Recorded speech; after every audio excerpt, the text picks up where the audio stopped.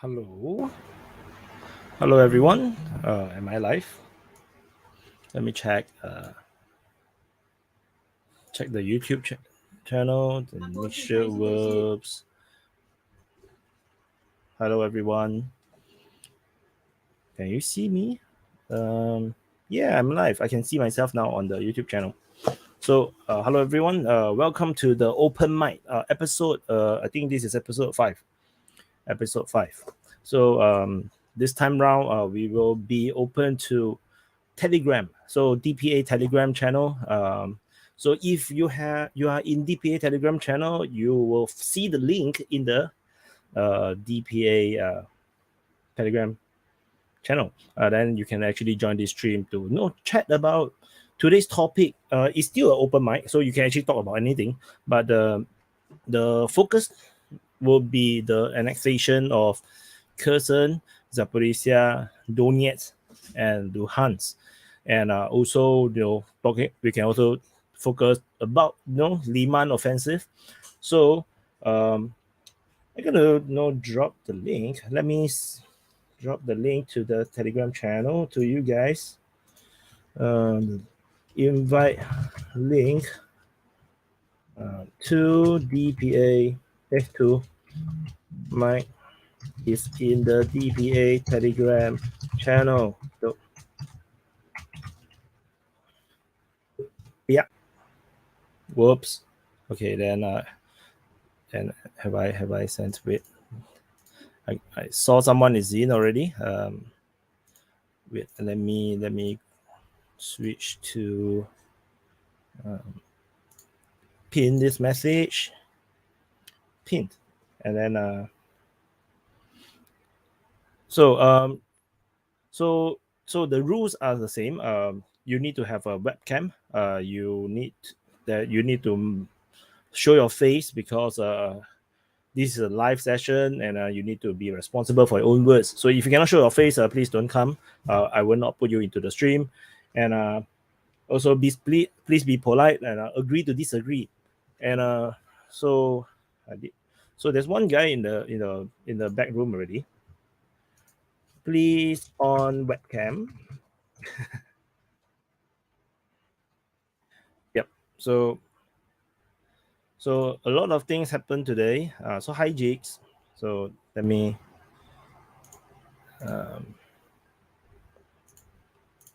check out. How do you join? So the way to join is you have to be in the DPA's Telegram channel. If you are in the chat box, you can actually see the chat box, the pin message. There's the link to the DPA's Telegram channel, and there is over 3,600 people already in the channel. So there should be enough people to actually make this thing work. And don't be shy. So the Pericles Germano say he is shy. So the only thing is you have to show your face. So that's the main key thing. And don't be shy. You'll get used to it. It's just like your Zoom meeting, or if you are still a student, it's like your Zoom lessons during the pandemic. And hi again, Jiman. Oh yeah, I haven't promote this thing to other places. Give me a second. So let me post across the social media first. Okay.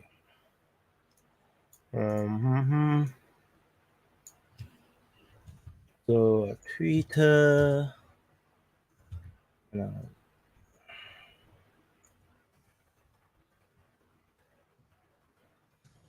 The link to join the stream is in the DPA Telegram channel, and then DPA Telegram channel is where is it?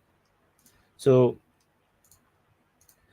how are you guys? It's the weekend already. I think for many people, half the world, more than half of the world, it's already Friday night. TGIF. So.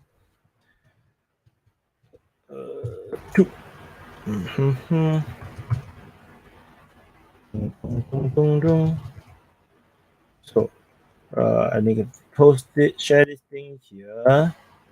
And I'm going to go to the main channel. Give me a second. And please do note that if you do not on your, if you come into the stream, into the backstage, if you do not on your webcam, I will not let you in. So you can dream on about coming in without a webcam. So you have to have the webcam. So just to inform you guys in. So I need to. So now live. Okay. Okay. I think that should be actually the right way to write it. So anyway, let me delete this. So hi Forex CEO. Oh, hi. Yeah, let me. I forgot to put on my earphone. Wait. Special VK contact social media page, and reinforcement have arrived at Lyman, right? Russian reinforcement. So this is the latest update. I don't know if you're aware. I know you mentioned in your last video that possibly reinforcement on its way, but there is now a confirmation that Russian reinforcement has arrived at Lyman. Okay. But I know that there is a reinforcement yesterday. Oh, Yeah. you need to turn off your audio. Do you have a earphone? Because there's echo. Echoing. Yep. Because your mic is capturing the speaker. Do you have a earphone? Or if not, then if you close on mic, I also cannot hear what you say. No, I haven't got a headphone now, so. Oh, okay. When I'm not speaking, I'll probably just mute. All right. But thanks for your great work. You know, you're very. I'm pro-Russia. I don't know if you. I'm pro-Russia. Yeah. So, but I have a lot of friends that are pro-Ukrainian, so we kind of like exchange, banter every now and again. But yeah, everybody comes from different perspectives. The reason why they support Russia, other people have the reason why they support Ukraine and things like that. Obviously. But from once the war began in 2014, I've been following. I was originally for Ukraine, but 2014 is what. You 2014, 2015 is what, I switched side, I mean, and I'm sure most of the people listening as well, maybe they've switched side many times. I don't know. yeah. Hi, Manny. What's up? You guys need to turn off the speaker, right? Oh, my bad. Chill, who is back? Hey guys. Yeah. So I think Frax need to turn off your mic. If not, you need to go and find a speaker. I mean the earphone. I'm Forex CEO. Yeah, because I can hear Something's myself. echoing. It's not mine. I just turned mine off. Yeah, it's Forex CEO's because he didn't have a earphone. So when he turned off his speaker, then no, I keep talking to myself. Hi, Manny. Yeah, yeah, I'm not sure how Forex CEO is going to join the chat because he need to turn off the mic and then he need to turn on the mic. I'm not sure how it's going to work. Does it echo when? I think when I have something to say, I'll probably just quickly unmute myself. Okay. That was okay. I didn't hear the echo there. And that was because DPA we wasn't talking. That's why once DPA start talking, and it kind of then echoes back as well. So. Hi, Bozo. We could stick up hands if we want to talk. If we need to do mic protocol. Yeah, I'll be better. So for those that are in the chat, the link to joining this stream is in the DPA Telegram channel, because this is the DPA Telegram edition of the open mic. So the link is actually in the Telegram channel. So if you're not in the DPA Telegram channel, now is a good time to actually join the channel. Yeah. Can we get a quick round of where people are from? I'm from UK, England. If people want to just have a quick round where they're from. So soft. You become very soft. Yeah, turn it up. Yeah, the people just want to introduce. Okay. No, there's no sound. I can hear the echo. I can hear myself, but I cannot hear you.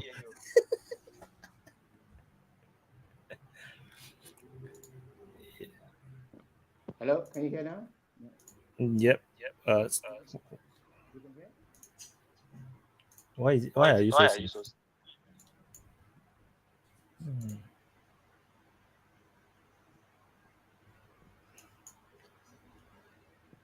How about now? Can you hear? Much better. All right. Yeah. Can people just give us a quick which area they're from? I'm from UK. Once you start talking, it becomes very soft. I tell you what, you go and buy a earpiece now. We will still be here. The stream is going to be quite long.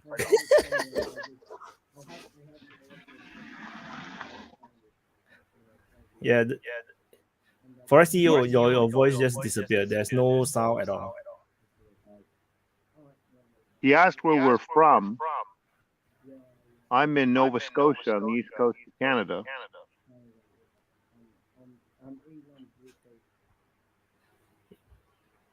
Forex CEO, I think your one cannot work. You need to go and get the earpiece. If not, we can't chat, man. So unfortunately, I have to take you off now so that I can let other people in. You can get the earphone. Yeah, the feedback is caused by speaker. Yeah. So I gotta pull you out. Sorry for Forex CEO, because it will be disruptive to the stream because he don't have a earpiece. So earpiece is very important. So guys, so hi Manny, Bozo, who or Craig? Yeah, you finally have a name, Craig. Yeah, I figured people pronouncing the abbreviation didn't make any sense. Yeah. So are we talking about the military, the economic, the political, the propaganda situation? Anyone got a preference where to start?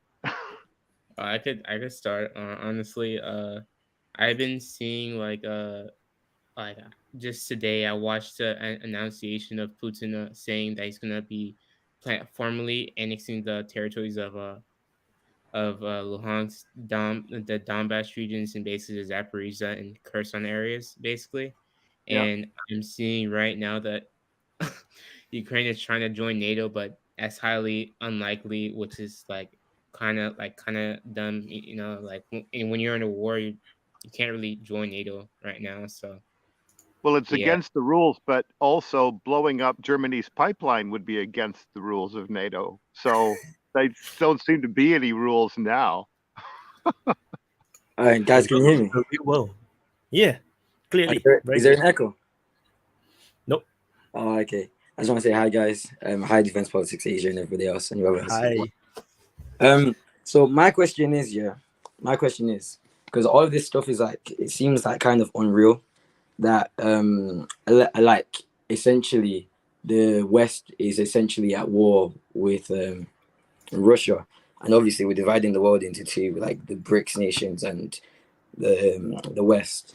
So I find it kind of crazy how that sabotage that happened within Germany was allowed to happen, and then Ukraine keeps on killing its citizens, as in like the soldiers, basically, the meat grinders. They're getting their job done right now, but they're basically meat grinders. I find it crazy that as a population we're allowing this to happen within the Western countries and all over the world. That makes sense. It's like Russia's the only one with common sense when it comes to an argument. Do you know what I mean? Yeah, but I don't think the people have a choice, which is why there is the law for the prisoner of war. POW have a special status in war. So if you are captured, the one that captured them have to treat them well. I think the main reason is because most soldiers are not fighting because they want to, but because they are obligated to. Which is why the POW laws protects POW, so that you have to keep them as prisoner until the end of the war, and then you will just release them. They will not be prosecuted for any kind of crime, unless they actually there's evidence of them committing a crime against humanity. After the war, POWs are all let go, supposedly, which is why the POW have something special in terms of the protection for them. Whereas mercenaries are not, because mercenaries are just there to kill people. So they are actually seen as murderers. So they do not get POW protection. So, but in terms of coming to people getting sent to the meat grinder, I don't think they have a choice. I mean, it's either you go to jail, or you get killed on the spot, or you go to fight to the front. It's actually sad, because I know the people that got mobilized in Russia, and obviously the people that get mobilized in Ukraine, like, they're just like regular people like us. So it's just like you just have to go in it. I find it kind of sad, to be honest, man. The people just dying, and it's not really my choice. Both sides.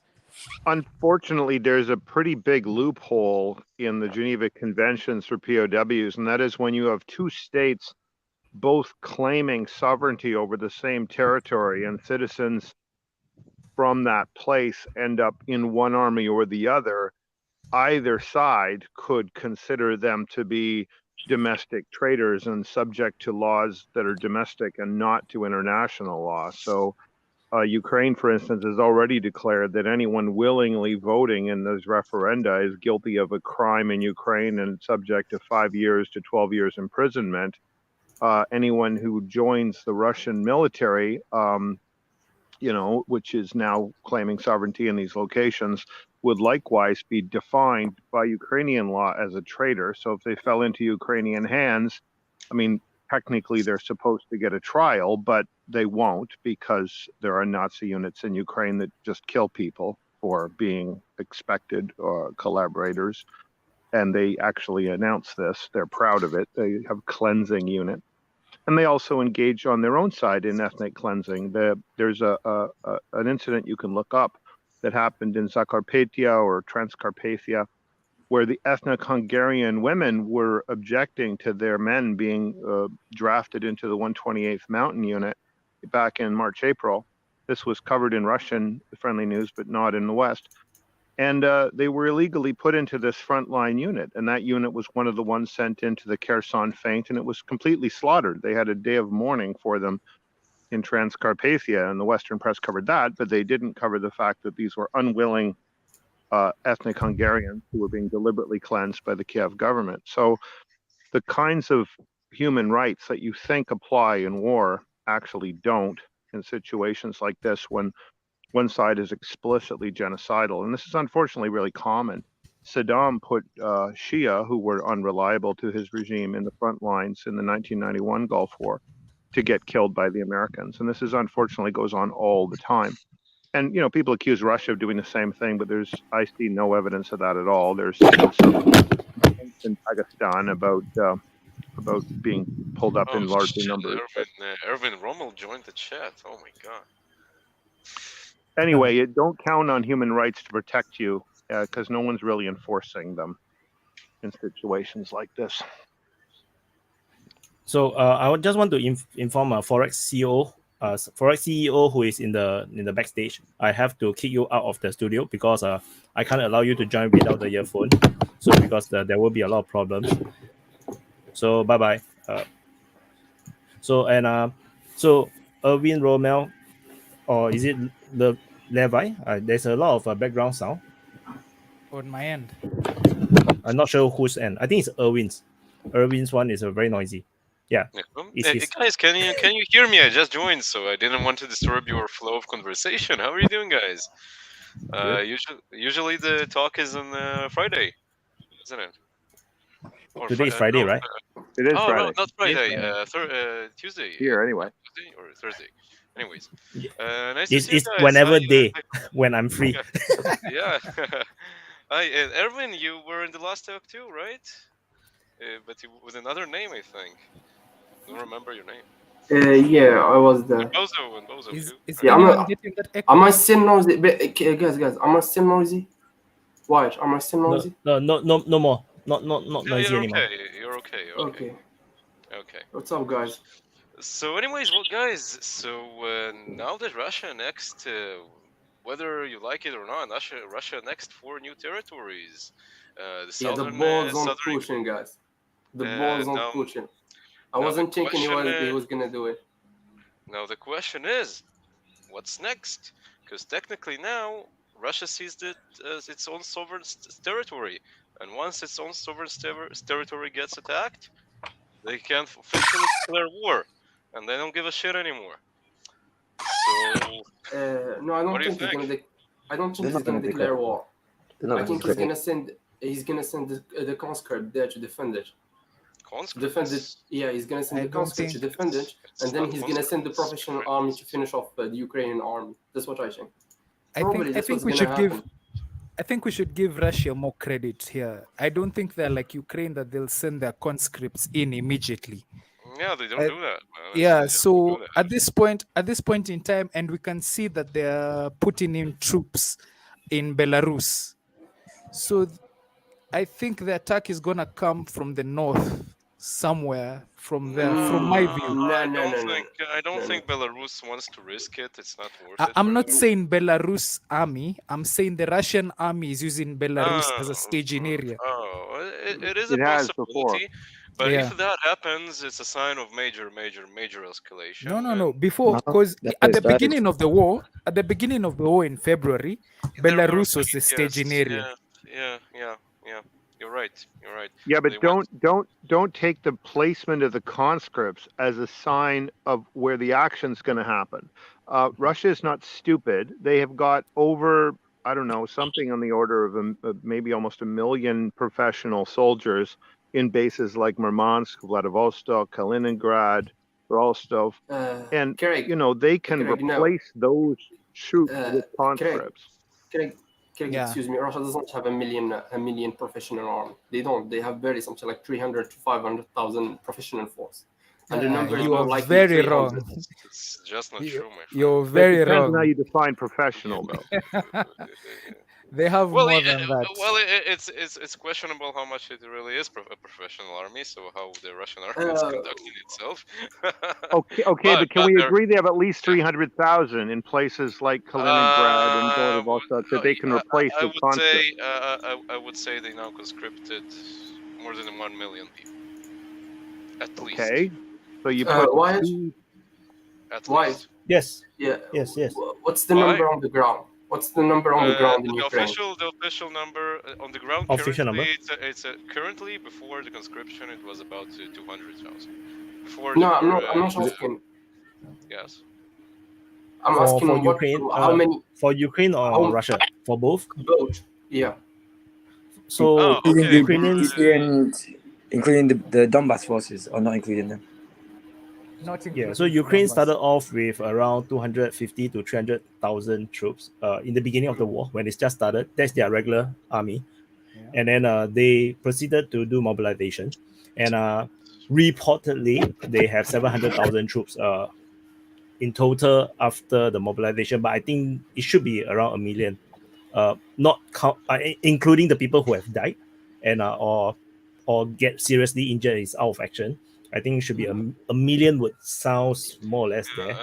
For the Russian side, it's 250,000, 200 to 250,000. Russian side always says that they're outnumbered 8 to 1.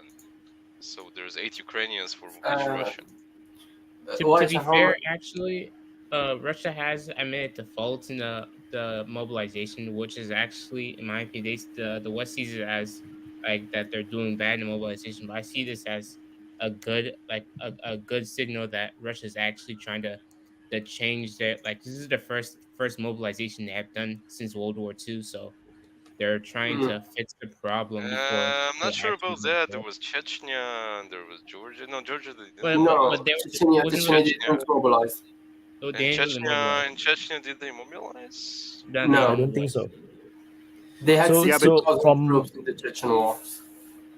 The But closest thing you get is actually Afghanistan, but even Afghanistan, that is USSR. That's actually not Russia. So, which is why, in terms of Russia, we are talking about modern Russia after the end of USSR. I don't think they actually did any mobilization. And we have to remember, Russia's military is not the same as the USSR military. It's not the Soviet military.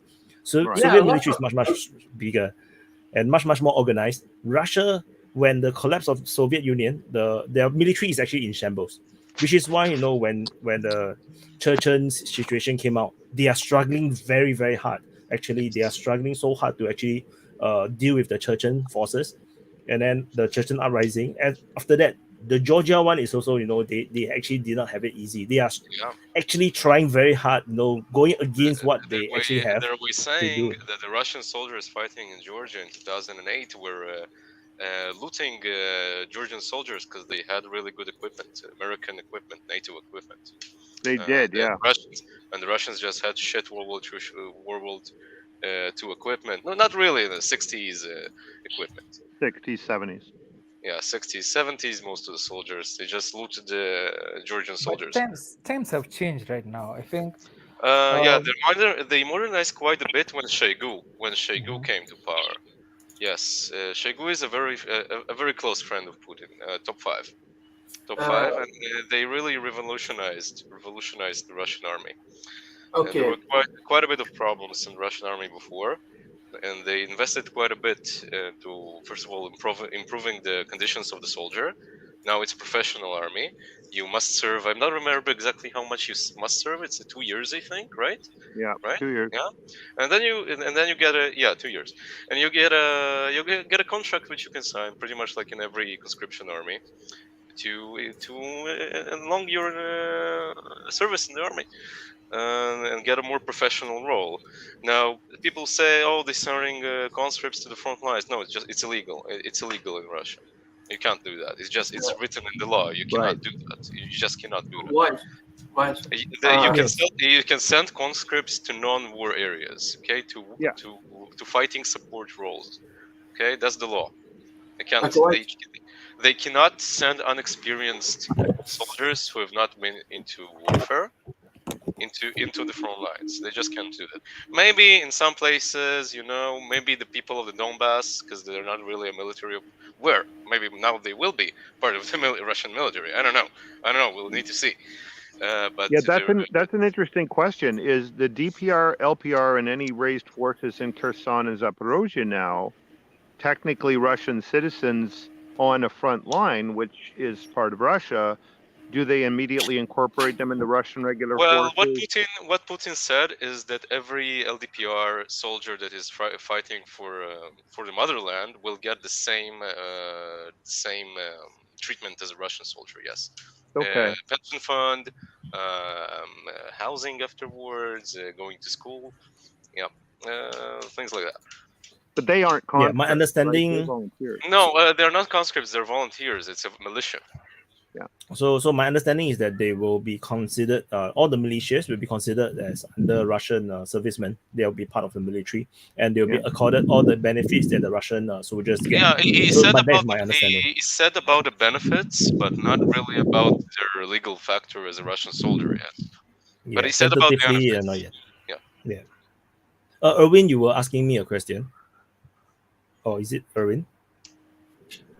I want to know about casualty thus far. Sorry? Am I lagging? Repeat again. I want to know about the casualties. Casualties. The casualties. I actually don't have the numbers. The numbers are all fake. It's all wrong. So anyone give you any numbers, they are just making it up. But we can tell it's a lot of people. It's hundreds of thousands of people. Because you have to understand. Because no one, right? No side of the Ministry of Defense will actually be honest about the casualty numbers because they don't want to frighten their own people. And also there's a lot of times you cannot tell the difference between the soldier dying, the soldier getting lost, or the soldier is uncontactable. Because in the end, it's the same result. They actually cannot get them. They cannot get in contact with them. So there's a lot of fog of war in the battlefield. So it's not a very accurate thing to figure out. You can only take it with a pinch of salt. Okay, let me rephrase this. Why should YxngHxs suffering more casualties, Ukraine or Russia? Ukraine should be suffering more casualties, simply because of the Russian air superiority.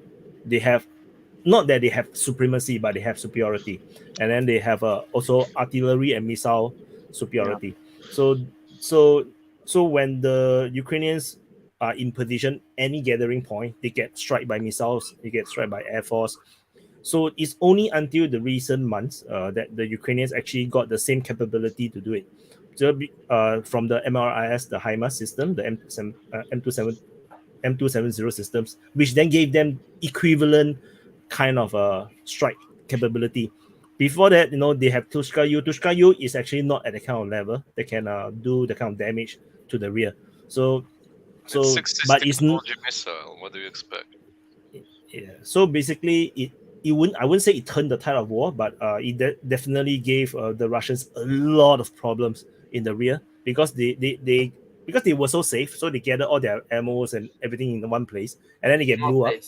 Then they're gonna have to like redo the whole thing again. So the Ukrainians they avoid doing that. They avoid putting a lot of ammo in the same place because they know that the Russians keep striking them. So they try to spread it out. But no, sometimes in certain places they have no choice. They still put a lot of ammos in one place, and somehow the Russians know they are there, and then they do a missile strike on it. And usually this kind of missile strike is from cruise missiles, from the aircraft, from bombers, from far away. So which means that they have intel also on the ground that allows them to know, where is all this resupply coming to. Otherwise, most of the time, it's rather hard for the Russians to hit the Ukrainian ammo dumps nowadays. It's rather hard, but they're still hitting them. But I don't think it's changing. It's slowing down the Ukrainians yet. It's the Ukrainians are still pushing forward. They are so used to it already nowadays. After half a year of losing all your ammo depot, I think you learn something. Can I propose something? A slight a change in discussion. I want us to play devil's advocate here in terms of we talk about the economic repercussions of what's happening with the bombing of the Nord Stream 1. How will that affect either in the positive or in the negative? And to kick that off, I'd like to say one thing in terms of the fact that the Nord Stream 1 has been taken offline, regardless of whoever took it. I know the propaganda or the MSM is saying that it's Russia. The other side is saying that it's US. Others are saying that it's Poland. Regardless of that, let's look at what has happened. The fact is the pipeline is down. What happens next? So now Germany has no gas. People die. That's what happens next. People die. Okay. Okay. Let's avoid that fact just a bit. Let's talk about now in Germany what's going to happen, because gas is going to go down. People gonna die, man. No, Russia doesn't have the leverage anymore. Yeah. Let Levi finish. It's not about leverage. I don't think it's about people dying. Let me finish first, because the leverage was that the leverage Russia had over Germany now and essentially over the EU has now been taken away by the fact that they can't turn the tap off and on. So now the political pressure that would have built up in Europe over removing the sanctions and taking back gas from from Russia is essentially gone now. Because now the people can't rise up and say for example, Olaf Scholz, we need the gas back on. That's taken off the table. Yep. So now, regardless of that, now moving forward from that, now we know that they're going to put a gas price cap, or that's the plan on Russia, right? Now, clever plan. What does it even mean, man? Now you can see if you can see where this is going, you've seen that they're attacking Russia in a very strategic way. I don't know if it's gonna work. I don't know if it's gonna work, but if you look at it in a devil's advocate sort of view, the plan is actually coming together quite well, because now Russia doesn't have the money that it'll have. It doesn't have the leverage that it'll have. Yes, I know that you're gonna say that it's going to transfer the pipeline to East Asia and everything, but the infrastructure is not there yet. Okay, So can I take a sip? regardless, okay, if I'm completely neutral right now, there's a fact. There's a simple fact. Germany needs gas. They need resources in order to work. Okay, they have industry. They need to make energy. They need gas. Okay, the nuclear power plants are not gonna come on anytime soon. And guess where the uranium comes from? Russia. Russia. Yeah, You're right. that's the fun part. Yeah, where are you gonna get the gas, man? Germany has only two options here. Two options: either cooperate with Russia or go to war. Okay. Go to There's war no with other who? way. With That's Russia. the question. Go to war with who? Russia. They say Straight war with What? Russia. Straight war with Russia. Yes. It didn't go well for last time for them, I'm afraid. They want to try again. Yeah. Okay, can I also play devil's advocate on my own point? Say, for example, Germany finds out that Poland is the one that took out the pipeline. Let's say an example, just an example. Do you think that will lead to a breakup in the EU? No. There's I know. already a breakup. Daniel, please. Let me answer that. I'm If sorry. Germany knows that it was Poland, then Germany will sign another Molotov-Ribbentrop pact with Russia and divide Poland. I don't think anyone wants Poland now. They'll just let them to die, man. Nobody cares about Poland anymore. Let me be clear about what I think of this. Nothing that comes out of this air quoted, investigation by NATO is going to influence anybody at all. It's basically the U.S. investigating itself. Now, there's very clear policy statement from Biden and Newland in January, February, saying that if Russia invaded Ukraine, that the pipeline would not proceed. Reporters pushed them on it. How do you deal with that? It's under German jurisdiction. He said, we will stop it. So the U.S. policy statement, a confession in advance that they did this. Now, if you went to a court of law, confession in advance, I'll burn your house down if you marry my ex-wife, that would convict you. There is no other suspect. The United States did this. It was an action of United States policy. It won't matter at all if Poland or Denmark or Ukraine was involved. It was American policy carried out under American orders. There's no other comment to make about it. Everything else is propaganda. If the United States didn't want that to happen, they'd withdrawn that policy statement.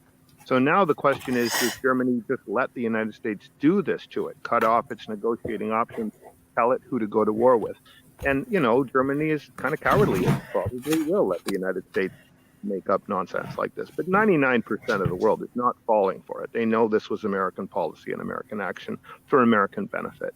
There's just not going to be a debate in China or India or Saudi or, Latin America over who did this. So it won't matter in NATO either. It'll be, do we resist the U.S. or don't we?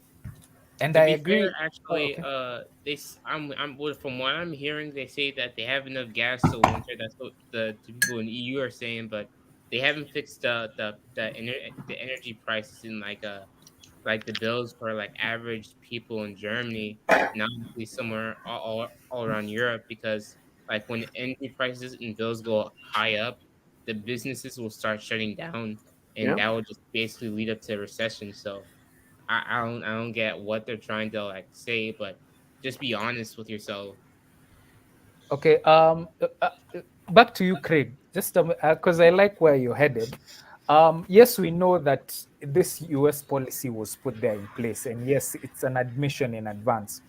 But we both know that they will not accept that it was them, and even their partners will not go outright and say that it was them. Of course, they won't. We're left in a way that now Germany, okay, in this state, Germany is screwed completely. That one we both agree. So now the economy is going. Yeah, Ewan? If Germany is screwed, the whole of Europe is screwed. Yes, and I was getting there because Germany is the hub of Europe. We all know that economically.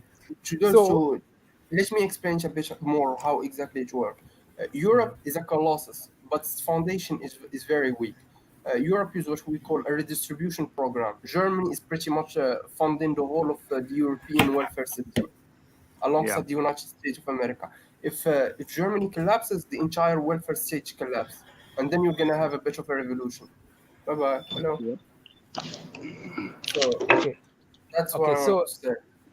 So I understand. I understand that Germany is the industrial hub of Europe. I do not dispute that. They are the money makers in Europe. That's not disputed. But now, this one fact, this one action based on US policy or whoever done it, this one action is going to literally rip apart Germany, and it's not going to be industrially competitive anymore. Regardless of what they're saying, regardless of the propaganda that they're saying that they're getting oil from Saudi Arabia, which it turned out to be that it was only one tanker through all that bullshit negotiation by Olaf Scholz, of which we all know that one tanker cannot fuel the whole of Europe and their companies. So we're looking at their companies shutting down. And we're looking at a state where Europe is going to go, I mean, basically Germany is going to go dark. Let's call it that. It's going to go dark. Now, even them knowing that whoever done it was probably orchestrated by the US, I have to ask, how stupid can you be to follow along with an ally who will damn you down to They're not their friends. It's not an No, ally. no, It's no, no, no, no, not no. an Not ally friends. Do you want to know? Do you know what? Do you know It's not an America? ally relationship. That's a Okay, vassal master relationship, my friend. They okay, will do what they tell them. okay, Danny. Well, But do you know why honestly, bro. States of America did it? Do you know why America did it? Why? Because they want the gas market for themselves. Exactly. And I wanted to say that. But now the whole problem is that their gas is more expensive. So Yes, it's and the not going German to be economy is not competitive in any way. competitive. Yes, Yeah. So because the German, Europe is incapable of innovation anymore. Their economy is incapable of innovation. So they conquer the markets and they dominate the markets via cost, most notably so by cutting costs of exactly. production. The moment So they can no longer cut costs via the Russian gas, the moment the economy is done. they They lose can no their longer competitiveness. Yep. because they cannot compete with the Russians. They cannot compete with the Russian in the market. They cannot compete with the Indian in the market, the Chinese and the American. They simply can't do that. Europe is done for. Like Now you remember? Do you literally remember is done the for. at the beginning of this discussion? I wanted to play devil's advocate just a little. Not that I'm pro whoever, but I wanted to ask. Where are you from? Now, Where are you from, Levi? look, I'm from Kenya, Nairobi, Yeah, I'm Kenya. from Morocco. So Pleasure. pleasure to meet you. So now, looking at it this way, when you look at how Europe now has effectively been taken down a few notches by one simple action, no longer competitive. US is going to get all the industry. So let's look at it this way: all the companies that are going to move away from most likely Europe, they're going to end up either southeastern Europe or they're going to end up in America. That's where they're going to switch their hubs to try and be competitive. So America is going to be the biggest gainer here in terms of money-wise, in terms of economy. So when you look at it in this way, Europe is basically going to cease to exist of being a regional hub of power. Well, Yep. I would actually say I'm agreeing with you there. I really am. Where Europe's facing a really existential threat, I would look at it more as a sense of a political threat to the stability of the EU as a unit, though, more than the entire continent necessarily falling apart. Yeah, I agree with you. Do you think that people is gonna stay in their home and they're gonna freeze to death? But No, you see, they're they gonna have no choice. But you see, they have no choice. You see, the whole removal of the Nord Stream 1 has taken away that choice. So the only regions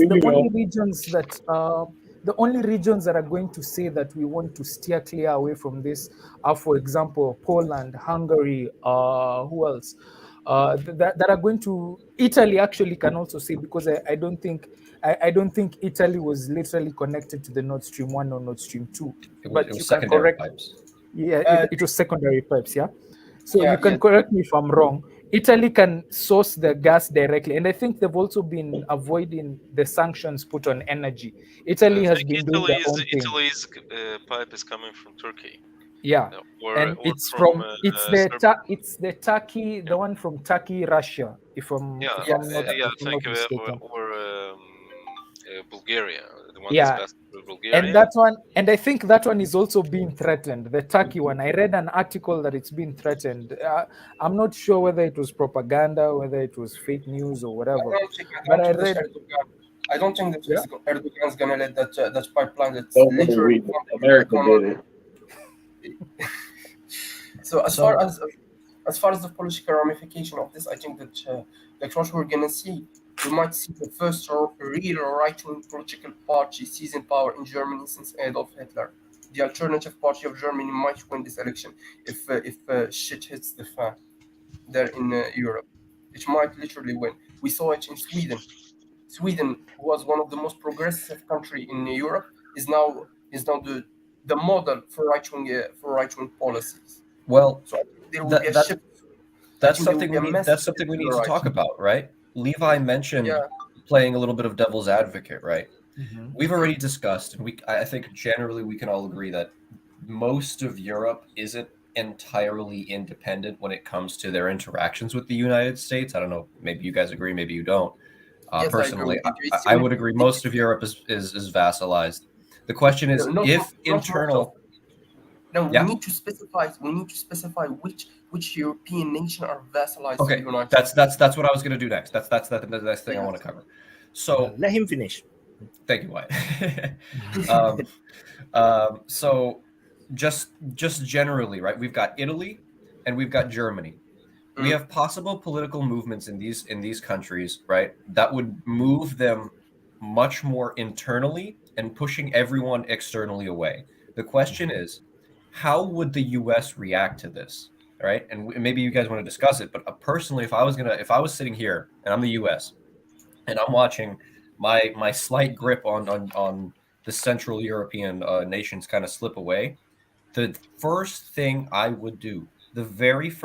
would do is remove their ability to interact with the outside world independently. For example, taking out the Nord Stream pipelines. Maybe next they might be focusing on imports from Saudi Arabia, but I personally don't have any proof on that. So that's just a hunch of mine. Yeah, but it depends also about what the United States of America wants to do. For instance, if in 2024 someone like Ron DeSantis, someone like even Trump seizes power again, they're not going to give a shit because they want to focus internally on their affair rather than the whole world. They need to focus externally. So I think they're gonna good riddance. Now I can get back my forces into my national territory. I also can cut off the horrifically expanded the military budget and fix my problem rather than seeing the problem of the world. I think that's what the United States of America should do. Europe deal with its shit and let me take care of myself. I think that's much more pragmatic approach to politics for the Americans. But I know the Americans on Alan's point. On Alan's point about what's going to happen next. Now, looking at Germany, the only one way to solve this is if they fix NS1 and NS2 before it becomes unsalvageable. And if they fix it, I think that's going to be the shift of power, in my view. If they choose to fix it, that will show that they've moved away from the West and their policies. I think that will be the choice. Because if they don't, then they're screwed. But if they do, then this whole sanctions brigade going from Germany is going to stop. And it's going to stop there. It's going to be Germany now taking consideration of their people, for their people, regardless of whoever is pulling the strings. Now, that'll be the choice I'll be looking out for, if and only if they choose to fix it. Okay, so Germany is going to want to watch their people and protect their people to some extent, right? Because I mean, politicians will be politicians. We can talk about that all day long, but eventually someone's going to need to feed somebody. My question to the group again would be, well, how long in your opinion, do you think that would take? Actually, it won't take long in terms of the NS1 and NS2, since there's a report that I read that if at all the seawater becomes too much, then it becomes completely out of service and they'll have to build a new one. Yeah. So the timeline for fixing NS1 and NS2 is not going to be that long. So give it maybe a month at most. Yeah, in my view, I'm not an expert in that area, but I'm just going to be tentative here, maybe a month or so. And interestingly, the NATO story is, I mean, if they're not claiming that the United States did it and the U.S. is denying it, how the heck are they going to stop Germany from repairing it? If they do stop or slow down or in any way inhibit the repair, or Canada does, or any of these other countries, it is very much an admission of guilt that they want it out of service. So popular opinion in Europe will definitely shift based on this point Levi's talking about, is do they even try to repair it? But two things I want to actually point out. One thing I'm going to disagree with. One is that Europe's incapable of innovation. If you look at IRDA in Italy, it produces the gigapresses that Tesla relies on. If you look at ASML in I think it is in Netherlands, they produce all the world's most advanced chip-making machinery. The United States wants these machines, and it wants them to go to the US and not to China.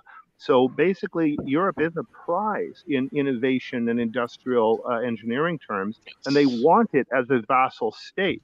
But there's a thing called the Wolfowitz Doctrine, which has been in place since the Bush administration, which says that the United States will prevent the arising of any rival power to itself anywhere in the world, and that includes the European Union. So when China and Russia got together in January and agreed that they would price oil for sales amongst themselves in euros, that was the trigger for massive American intervention to essentially disable and destroy Europe.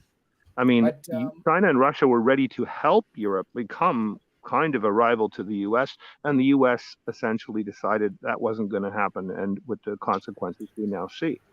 Vaun, you wanted to say something? Vaun Festus? Yeah, I just wanted to say, I think for the change to happen, people are going to have to suffer, and I think you'll see that maybe somewhat this winter, depending on how bad it gets in Europe. But I'm in the United States, it's the same thing here. You know, a lot of us are upset. We're mad. We're awake. We know we're getting fucked. We're fucking the world. We know we ain't doing right.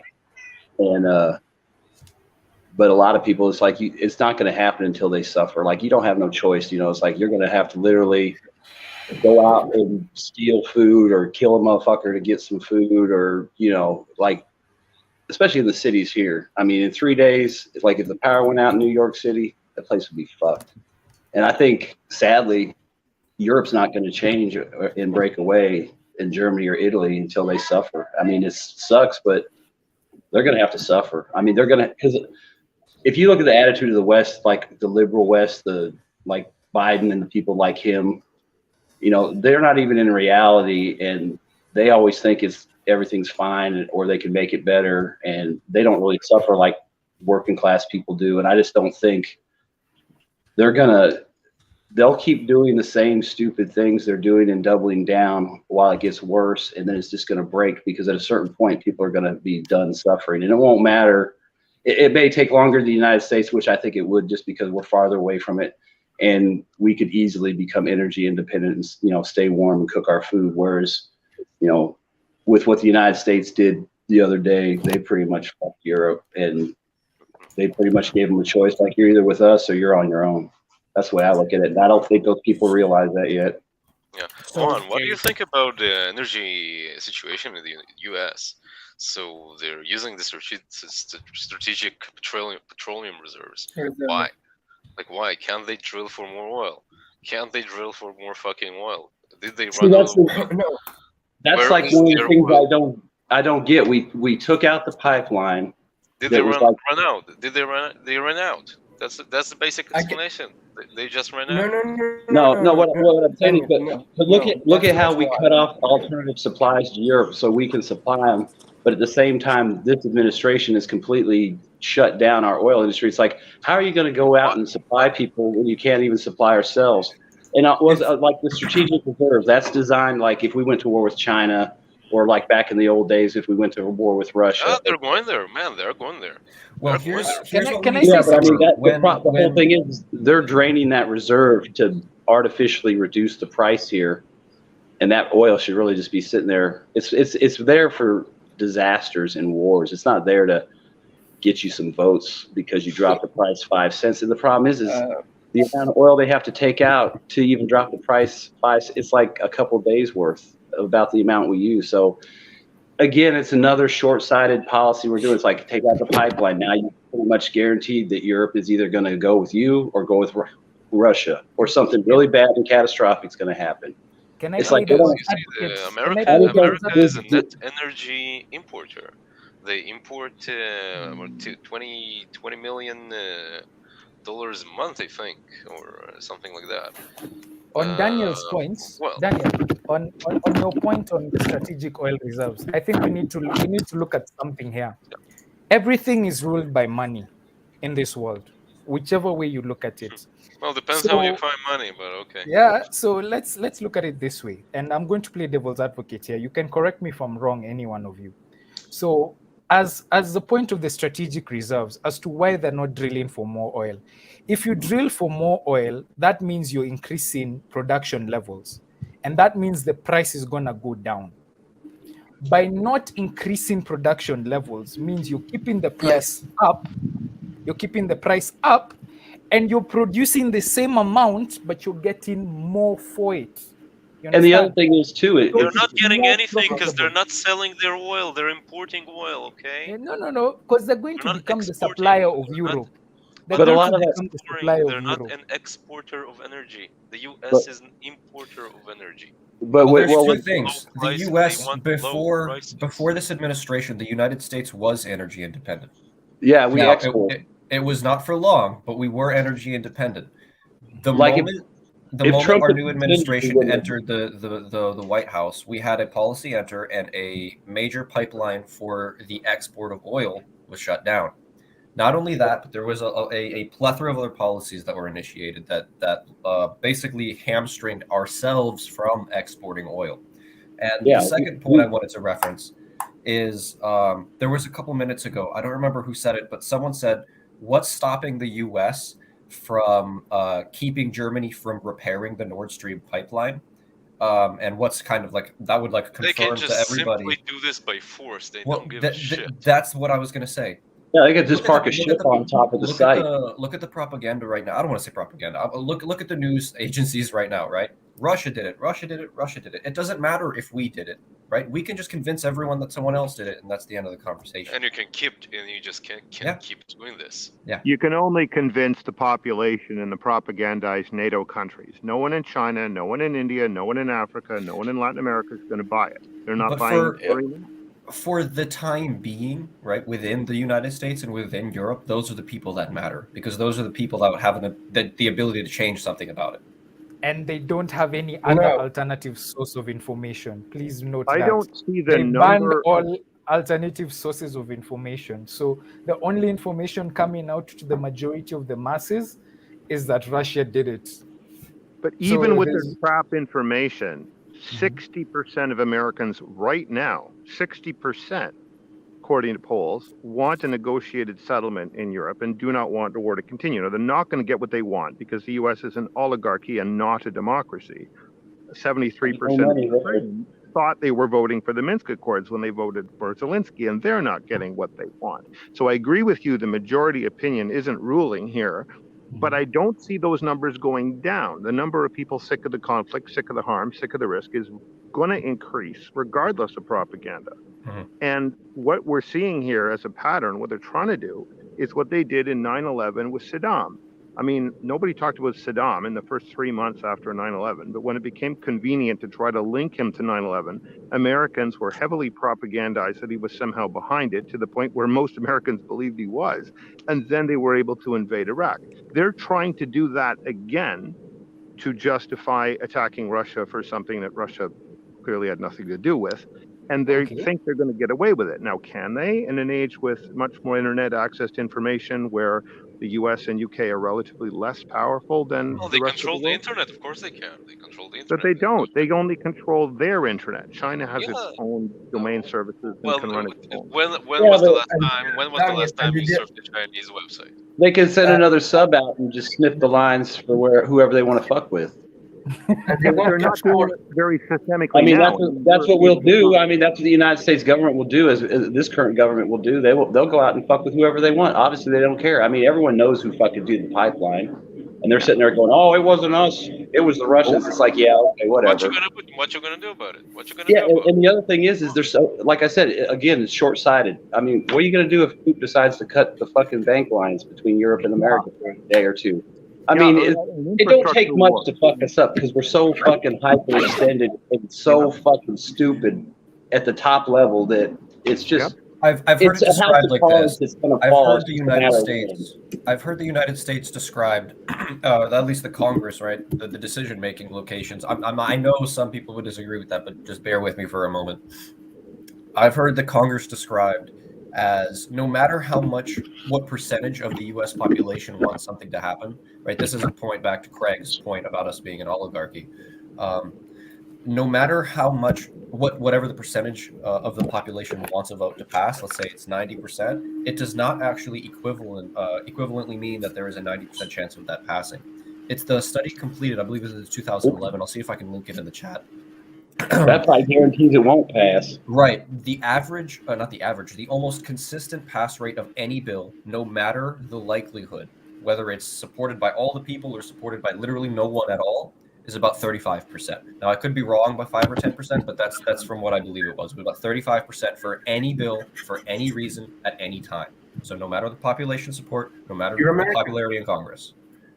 The other thing you can factor in too is, like, of that 35%, what was the dollar cost average per bill to get it passed? I'm going to see if I can link that in the chat, Wyatt. Maybe you can post lobbying. Yeah. Okay. Yeah, now, the lobbying bill. What's the, it's like it cost, what's the percentage of money that went into each bill to get it passed?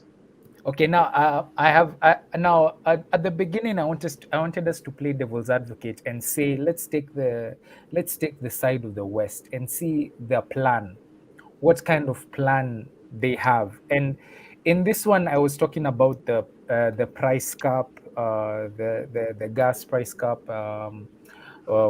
and the oil price cap, and the sanctions, and trying to isolate Russia as a whole. So now, bear with me for a moment, and I'll take corrections once you take me. But I want you to join me in this thought process. NS1, NS2 is down. Can we play some Twilight music? Yeah. So NS1, NS2 is down. So that's leverage for Russia gone. Now Russia is facing sanctions left, right, and center. Most of the companies that were in Russia have left and pulled out.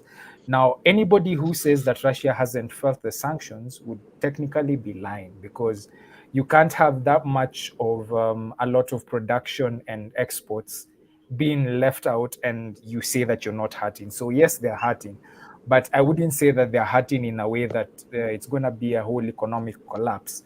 But applaud to what's the central bank's lady's name, Nabiulina.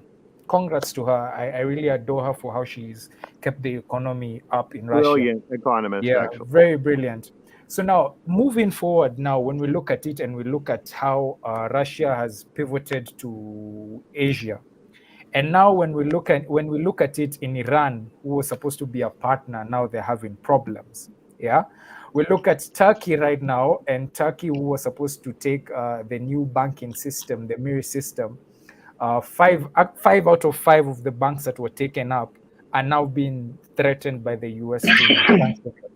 So basically, they said that they're not going to take the Russian system anymore. And I think I saw that there was a protest where some people were saying that they should take up the banking system in Turkey.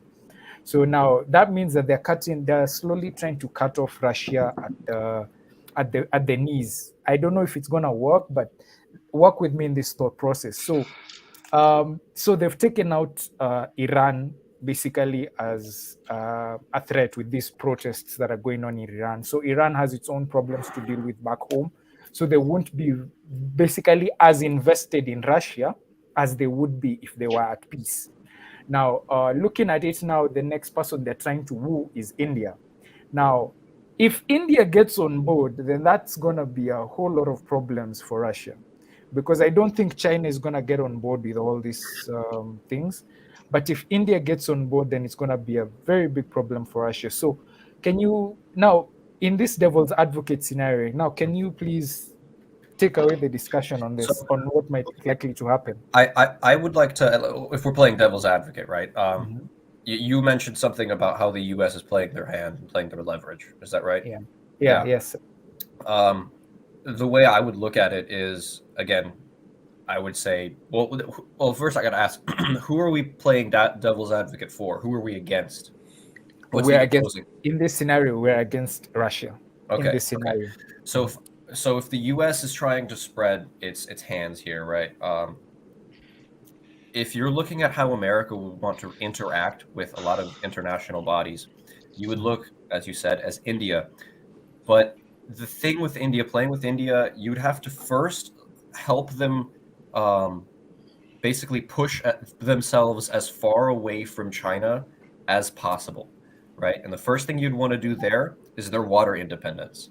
Because if I'm aware, if I'm correct, I'm sorry, you might know more about this than I do, and anybody in the chat, but yeah, India gets, I believe, 50 or 60% of their fresh water from mainland China. And China's been damming up a lot of rivers and a lot of waterways that come from China, basically lowering the amount of fresh water that comes in. So if the U.S. can play their hand and assist somehow diplomatically, if need be, finding another water source, I don't know, that would be a big help. I'm sorry? Well, you're all correct. Sabotage the dams. That's obviously the next step, is to sabotage the dams to help India. Yeah. That's crazy. Wait. Let Craig continue. First, I'm going to agree that it's absolutely central to every argument, India. They do it. And I think, honestly, my own view of it is democracy as a concept, like elected representatives doing what the people want done, stands or falls with India. India either does what its own populace wants, plays this for neutrality and advantage, and participates and deals with its issues with China, and actually participates in Eurasian integration to move the power base of the world away from the colonizing ocean countries and towards the Eurasian continent.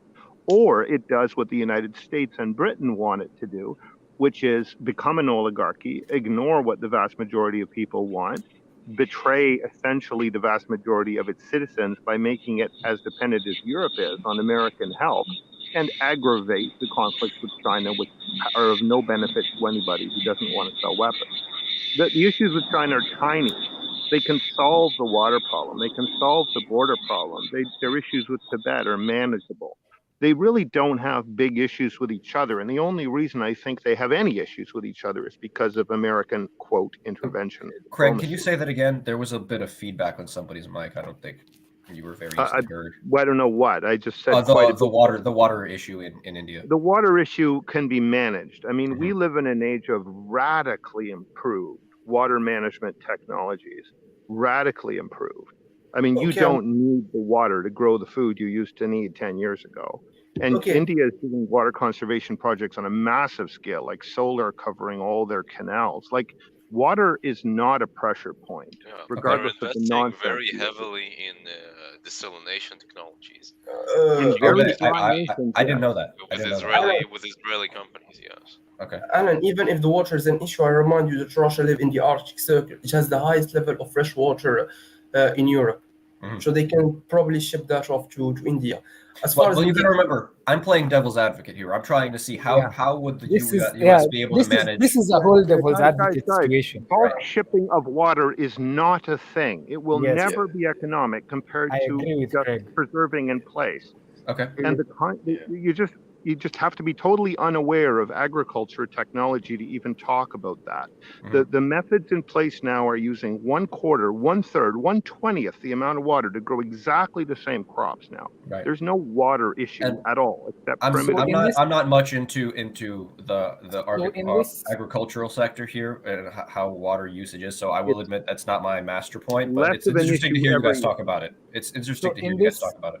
So in this devil's advocate scenario that we're taking, then India is integral to this plan of isolating Russia. Yes, without that is correct. Yeah. Probably then the whole plan falls apart. Yes. So the SCO has been formed. India is a part of it. The BRICS, India is a part of it. So how are they going to break this? I'm still trying to see how they're going to break this integration of And It's India. just not worth it. Levi, For India, it's not worth it. No. and What Levi, the most West has done. importantly, Yeah. most importantly, we have to look at the Prime Minister of India, Narendra Modi. Narendra Modi Yeah. is no liberal. He is no liberal. He's more ideologically aligned with Putin than he is aligned with the West. Mhm. Yeah. Now, Completely. what the West has done is isolating itself completely. And I believe the India minister, with the excuse me, I believe the Yeah. Minister of Foreign Affairs of India. Jai Shankar. Yeah, YxngHxs. I love that guy. My God, That how guy much- is the best foreign minister in the world. Yeah, he's the best for me. He and Sergey Lavrov. He's too big. I believe Oh he- yeah, no, Sergey Lavrov is Yeah, So now- he said Okay, that- so he said that- that like I believe he already said the policy of India. I believe he said that Europe needs to get out of the mindset that Europe's problem are the world's problem. He said that exactly. Yeah. Your problem, Um, your problem. I have no problem with Russia, so I don't need to ruin my economy for something that's happening in Europe. He said it like that.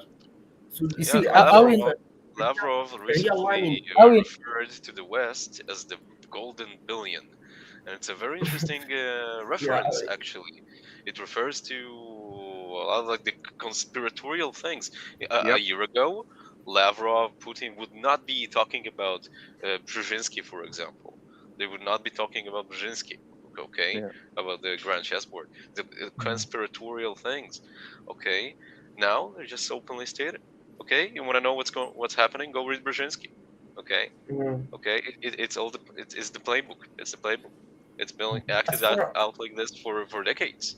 For decades. So I want to share a bit about why India is so close with Russia. Because right, you must remember India and China, right? India and China are strategic rivals. They are geopolitical rivals. And India has been in a mess for a very, very long time. Their military is actually very backwards, and they cannot deal with the threat that's coming out from China. Russia themselves is also not a friend of China, to be honest. They are also strategic rivals. And then, but Russia have the military technology, but they don't have the manpower. India have the manpower, but they don't have the military technology. So what Russia did is that they become very good friends with India because they do not have conflicting interests. So the interesting part about India and Russia is that they're not neighbors, so they don't clash. So, but then China and Russia is actually neighbor. So, which is why there is always this threat because traditionally they are always rivals. For as long as I can remember. So they provided India with vital weapon technologies like the BrahMos missile, the BrahMos supersonic naval missile, and that they didn't give China this technology. So China is very pissed off with Russia about all these things, and they are going to give India like even more technologies. Like they're going to develop the Sukhoi 57 with India. Although India is like they are like not half here, half there kind of thing, but China is very willing to give India a lot of technology because they know that India is not a threat. India do not go aggressive foreign policies. They do not go against Russia interests. So Russia is very willing to give them technology, and India needs the technology, and that's why India views Russia as a very important partner. Yeah, I agree with you, but it's not just the military; it's the energy market. Russia is the second. It's the second has the second highest share of energy market in India. It's also it's also correct. So it's a good. I don't know if you know this is very important point about India and Russia. I don't know if you know about the Indian Pakistani war of 1971. Yes, there was a war between India and Pakistan in 1971 where the whole world united against India. The whole world wanted to attack India back then. France, China, Pakistan, United Kingdom, France, the whole world wanted to attack it. Who came to the defense? Russia. Russia was on. Nixon had carriers off the Indian coast ready to attack India. That is never going to be forgotten ever. The United States cannot ever get India as an unquestioning ally. And that's why. And the one power that actually helped India was the Soviet Union. They sent their naval task force from Vladivostok toward India, and they created a circle around India to block the Western alliances to invade. Yep. So I'm sure that Craig, you're more interested in history than me. I'm not really familiar with the details of this. You're of this pretty much conflict. right. I mean, the USSR intervened very, very strongly in India's favor, and the American position could be argued that to break India up as a country to further partition it was a possible consequence of what the Americans were doing in conjunction with Pakistan. So essentially, there is no coming back from that kind of geopolitical breach. It's much more serious than any kind of war or skirmish issue that ever happened between China and India, which never involved an existential threat to either country. India knows that the United States and the United Kingdom are its fundamental genetic enemies, that they want to subordinate it back to a vassal position again, which it was in until 1947. I don't agree that India has a primitive military. They stood toe-to-toe in mountain combat with the Chinese on the border regions where they had a conflict, and they've largely sorted that out. These countries have no interest in fighting each other, and despite their borders along the Himalayas, there's nothing you can do with that land other than draw a border and agree who gets what water and energy out of it. And that's a commodity agreement they could cut if there was not constant geopolitical interference. So I honestly think that if you looked at a world where the United States was isolationist or not a power or a pile of biological and nuclear no-go zones, all of which is about equally probable in my view. And one more thing, I feel like the Eurasia reason why India would is simply not- come together. You're breaking up, Craig. Craig, we're not hearing you. He's along lagging. the line. I think he's lagging and dropped. Yeah. Okay, Well, so now if I I want to do one more thing about the devil's advocate thing about Okay, India. guys, One more guys, thing. guys, I think Manny wanted to talk. Indian Manny, please, and can you? power the Russian. Manny. Manny, Oh, yeah? yeah, you want to say something? Oh yeah, I was about to say the real reason why India is buying Russian weapons is because, like, you know how when you buy American weapons you have to maintain it like constantly because it's very, very high and very valuable, and basically you have to maintain it. As for Russian equipment, you don't really have to maintain it. It's pretty easy to maintain, and obviously cheap and very like expandable depending on what kind of product the Russian equipment it is. So I think that's one of the reasons why India is buying most of the than American. I think also if you look at the Indian Navy, they're probably superior to the Chinese Navy as far as carrier operations go. No. way. I mean, the Chinese have three carriers. I'm talking about the experience in operations. I'm not talking about how many planes they got or how many ships they got or how big their Navy is. I'm talking if you just took their carriers and then the Indian carriers, they're actually India only has one, but I think.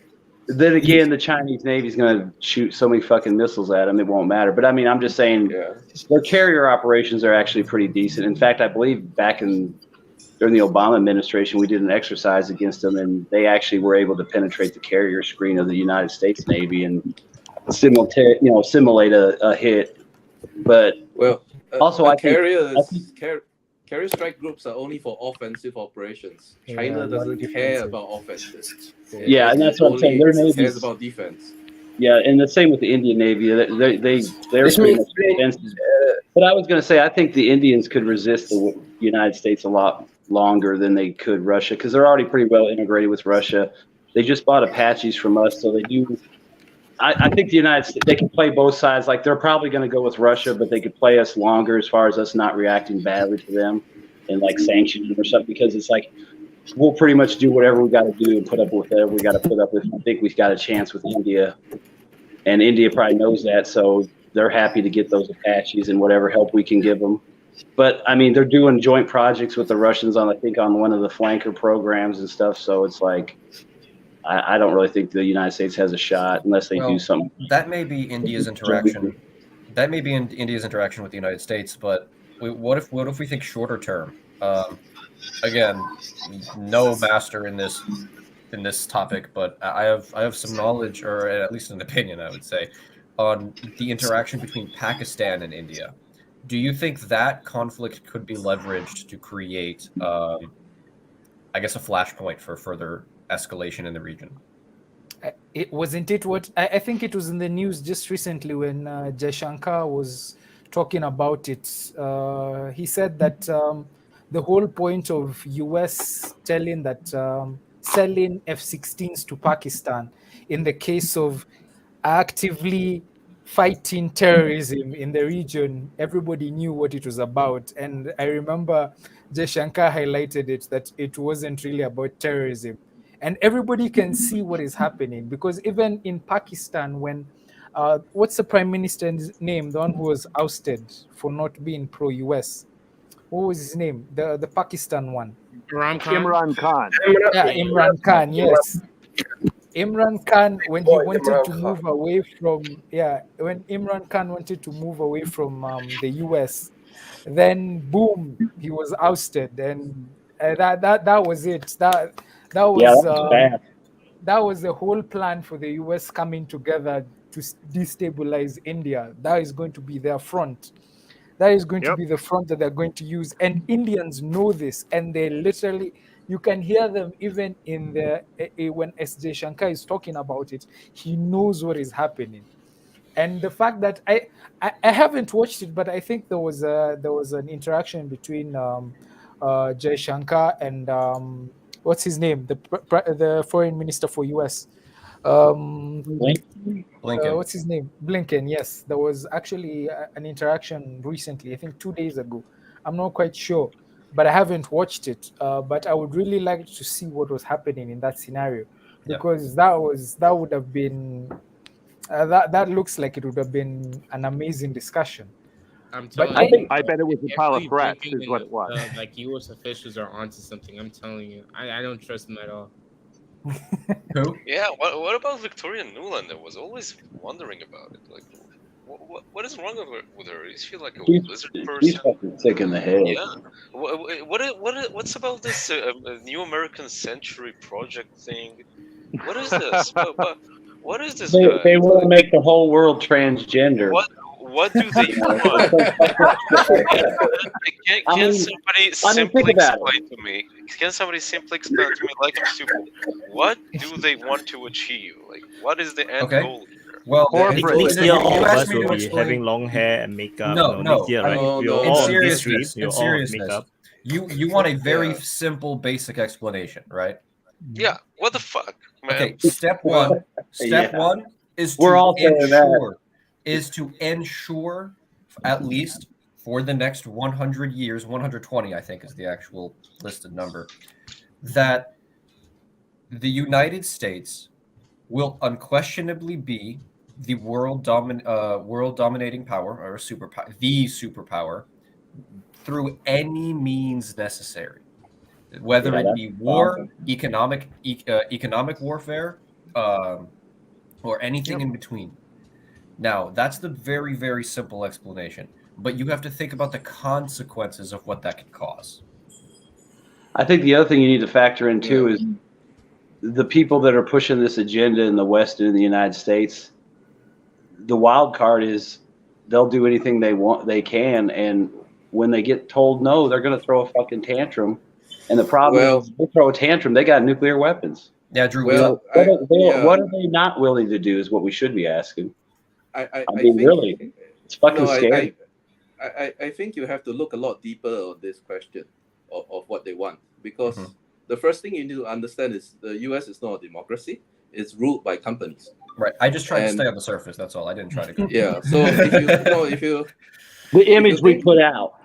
If you think a bit deeper, so the politicians are basically, they get lobbied by the corporates, and then they enact what they do, because if they don't, then they don't get funding for the next election cycle.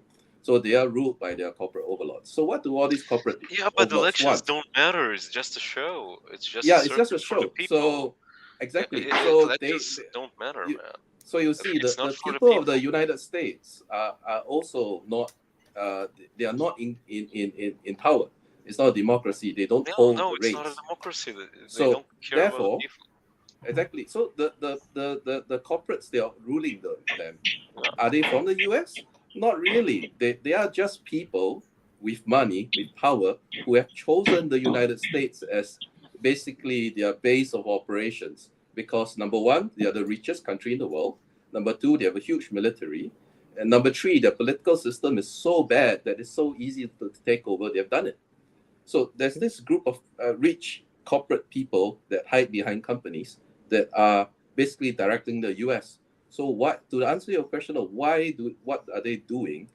Basically, like what Alan said, they are trying to keep the US as the main power for the next foreseeable future, because if they try to do this in China, they're not going to succeed. If they try to do this in Russia, Putin's going to screw them. There's no other country around with such a weak political system that they can just jump into and take over. So the US is the only country that they are very interested in keeping the US as the top dog. And how are they doing this? By subjugating everybody else. So they create problems in China with Taiwan. They create problems in Europe with Ukraine, etc. So now let's go back to Levi. Okay, play devil's advocate. Americans succeeded. The Americans succeeded. Okay. Okay. I continue with you. Okay. Okay. America has managed to bring Russia to its knees. Russia has disintegrated to about 25 countries. Mm-hmm. Okay. Then they go to escalate the India-China conflict. Okay. Mm-hmm. India disintegrates. Okay. Afterwards, they press China. China disintegrates. About 100 states, 100 different states, whatever. Okay. Okay. Okay. You have all those different micro countries. How do you manage that? What do you do? You don't need to manage it. You don't need to manage it. As long as chaos is beneficial to them. Yeah. As long now, as they created chaos in South America to get the resources. They created chaos in the Middle East to get the resources. Now they are creating chaos in Russia, trying to break it up to get its resources. It's the exact same playbook. Now, can I divert that devil's advocate now to the opposite, Russia winning and basically the West losing? I'm sorry, maybe this might prick a few emotions, and I'm sorry if I do bring this up. Those of you who are in the West and pro the West, I am very sorry for what I'm about to say. But take a journey with me into this. Wyatt, I think you touched on this a while back when you were talking about China invading Taiwan, and how how America wouldn't be able to sanction China even if it tried. Now, my scenario is this: if China takes, let's say, for example, goes into Taiwan forcefully. Now, I'm trying to look at it in a way that we're going to isolate America. The same scenario that America is trying to isolate Russia. Let's isolate America, but let's work it in a way that is happening now. So right now we can see that some countries in Europe, if at all, let's say the NS1 and NS2 was damaged by America or American policy, if it comes to light, then some of Europe will not be pro-America. So we're going to see a breakup there. Now, if China goes into Taiwan and America sanctions China, then that's going to be them shooting themselves in the foot. They completely isolated themselves both from the West and and the East. So especially when countries rely on China, just be like straight up chaos, Yeah. So now in this scenario where we're going to isolate the West, so we're going to have Russia and the BRICS, and we're going to have the SCO. All of them are going to turn away from America. How would that scenario play out? Just it will be like Mad Max. Did you watch Mad Max? Wait, hold on. Actually, I want to hear Bozo. I want to hear Bozo say something. Bozo hasn't said something in like 25 minutes. He's a Russian spy. He's about the friend. Lyman offensive. I think it's kind of funny that they're gonna lose Lyman. Now Putin has like annexed there, and they're gonna lose like a very big city in a day or two. I think it's gonna fall. Then I think it's gonna be a big stalemate. I think US gonna put more pressure. Everybody's gonna escalate, and I think they'll have to negotiate, but it's gonna be hard. No, I don't think there's going to be a stalemate because Russia has been holding back. To wait. And But they're gonna I go think for they it. lost. I think they lost 1,200 tanks. They lost the whole tank fleet that went into Ukraine. I think it's the YxngHxs has the data. So I don't know. Well, Well, at we the need end to of the ask. day, We need to as I ask keep what saying, is the strategic, what's the strategic usefulness of Lyman? Yeah. And then after that, you have to ask what's the strategic usefulness of Yampil. Those But Lyman opens up the door. You can go around and go to Rubizhne, to Severn Donetsk. You can go around Bakhmut, so it's gonna be hard for. well, But Bakhmut, before we is get under there, so much pressure. Bakhmut is under so much pressure because it's such a massive highway hub, right? There's what? If I'm trying to remember off the top of my head, it's 4 highways that split off of Bakhmut, and these are straight shot highways. These are the most efficient ways to transport materials. And if Bakhmut falls, while Lyman is still having trouble, right? Let's say Lyman is encircled, but they're still fighting for the city itself. But Bakhmut is like two Popasnas, so it's gonna be Right. 2 times. If Bakhmut falls, all the supplies that are going from Zaporizhzhia, going from the southern front, all those supplies are going to stop. Or if they're not going to stop, they're going to slow down so significantly that it's going to significantly impact the offensive capabilities of around Lyman, which is why I think the encirclement of Lyman is not necessarily a hamstring, but more of an annoyance that they have to hold. Maybe if you want to look at kind of things that, like during World War II, during the Battle of the Bulge, was it Bastogne, the city that was held? Bastogne. Bastogne, yeah, Bastogne was a city that was held, and if Bastogne fell, then the Germans could continue their push and break the line further. But Bastogne didn't fall, and if Lyman can be the Bastogne of this war, then it's essentially over for the rest of Ukraine. Yes. And you're honestly right. You're right, Alan. And honestly, I've been seeing that Ukraine is actually moving some of their battalions up to Lyman, which would actually open up the doors for Russia to try and push into Bakhmut too. Honestly.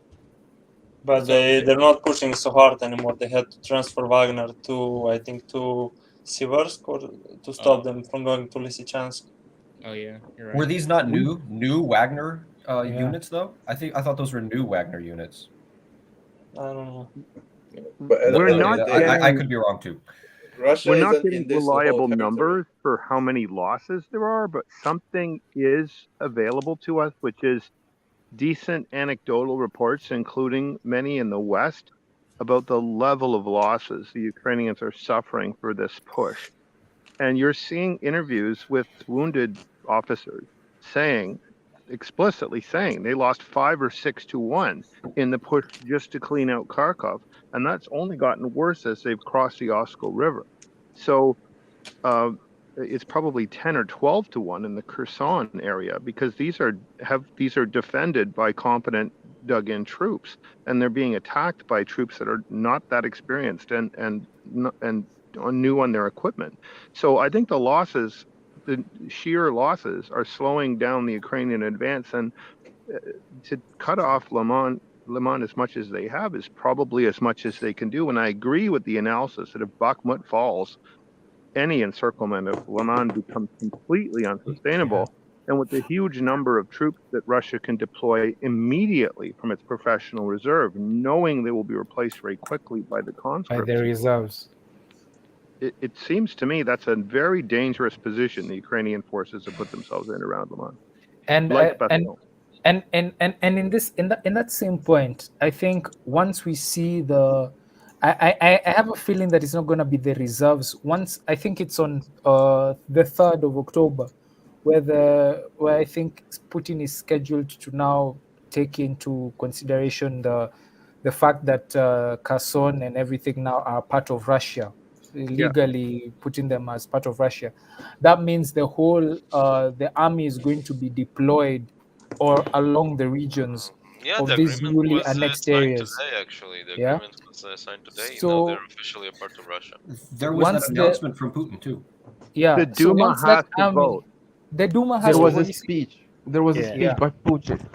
A Yeah, but fucking it So hasn't officially, been right? implemented. He signed the official papers. Yes. No, Yeah. yes. So, Watch so this the annexation matter. is actually not completed yet. So there Yes. is a process to annexation. So today is only the start of the process to the annexation. Mhm. The lower house have to approve first, then the upper house have to approve.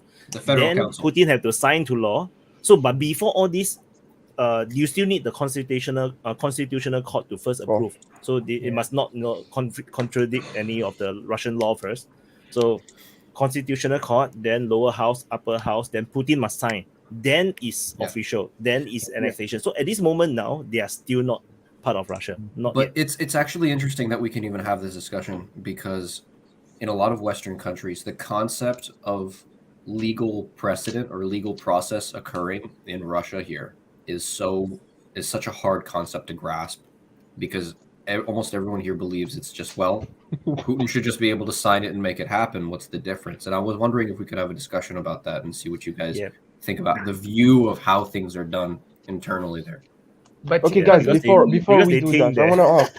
I want to ask each one of you. Guys, I want to ask each one of you. What do you think of the Russian president? Honestly. Oh, he's doing a It good doesn't job. matter, is what I think. That's actually a very good answer. Because it's stupid to try to psychoanalyze a person who clearly has the massive support of the Duma. He's got people who are more hawkish and more dovish around him. If he were replaced tomorrow, it would be with no significant difference in policy, but maybe a big difference in tactics if you got a hawk like Medvedev. Any conversation about Putin as a personality makes you stupid. Oh, don't say that. That's not nice. I really think it's a pointless waste of time. How about we agree? I just want to identify the about, biases of each one of us. I just want How about we agree? How about we agree that it doesn't make you stupid, but it could be seen as a oversight or over analysis of one person. Yeah. I'm going to go deeper than that. You're actually wasting your airtime and your mind trying to psychoanalyze a person you have no access to, and you're doing that specifically in order to disregard the actual politics at play within Russia. And it's damaging to your own sanity and your own intelligence. I literally think it makes you I'm stupid. sorry, guys. I have to log off. Okay, so Levi have to go. Bye. Thanks for joining. And Bye-bye. do drop your contact in the Bye-bye. private chat. Levi, before you leave. Yeah. Craig, I think you're thinking like this because you don't speak Russian. Putin is actually a pretty cool guy. Okay, he has a really cool sense. How the of humor. fuck do you know that? Man, come on, man. You have to Watch understand the Oliver Russian. Stone. Yeah, I speak Russian. Wait, what? So, anyways, watch the Oliver Stone documentaries. They're so cool, man. Like Putin is literally driving Oliver Stone. He's literally driving Oliver Stone to like have dinner with him. Okay, so like you gotta be. Your chauffeur is Putin. Okay, you gotta be pretty important. I don't know. I'm not a big fan of Putin Stone has, either. There's a lot of problems in his analysis too. He doesn't give an analysis. He just states the facts, man. He doesn't really give an opinion. No, he gets the facts wrong a fair bit. He's just not No, he's not really a giving credible an opinion. figure. He's not giving an opinion. He just says it as it is. The Oliver Stone documentaries, he just asks pretty concrete questions. So going back to just now what was being said, the West have this misconception of what is dictatorship and what is democracy. So today on Twitter I saw someone tweeted something that they show that Ukraine is a democracy because every year they have a different president. Then but in Belarus and in Russia, the past 5 terms has been more or less the same Roman person. Republic. The Roman Republic had 2 presidents each year. The consuls. They were not a democracy in any shape, way, or form. But back to the discussion. So I was about saying that, in the tweet, right? So I replied. I basically shared retweet. I just say, changing girlfriend all the time or getting divorced all the time is not a virtue. It doesn't mean that you always change a leader means you have a democracy. It just means that you have a terrible leadership. You have a terrible ruling party that the people are constantly unhappy about, which is why you're always changing your leader because you just always like, what the hell are they doing? Then you just change another leader, hoping for something better.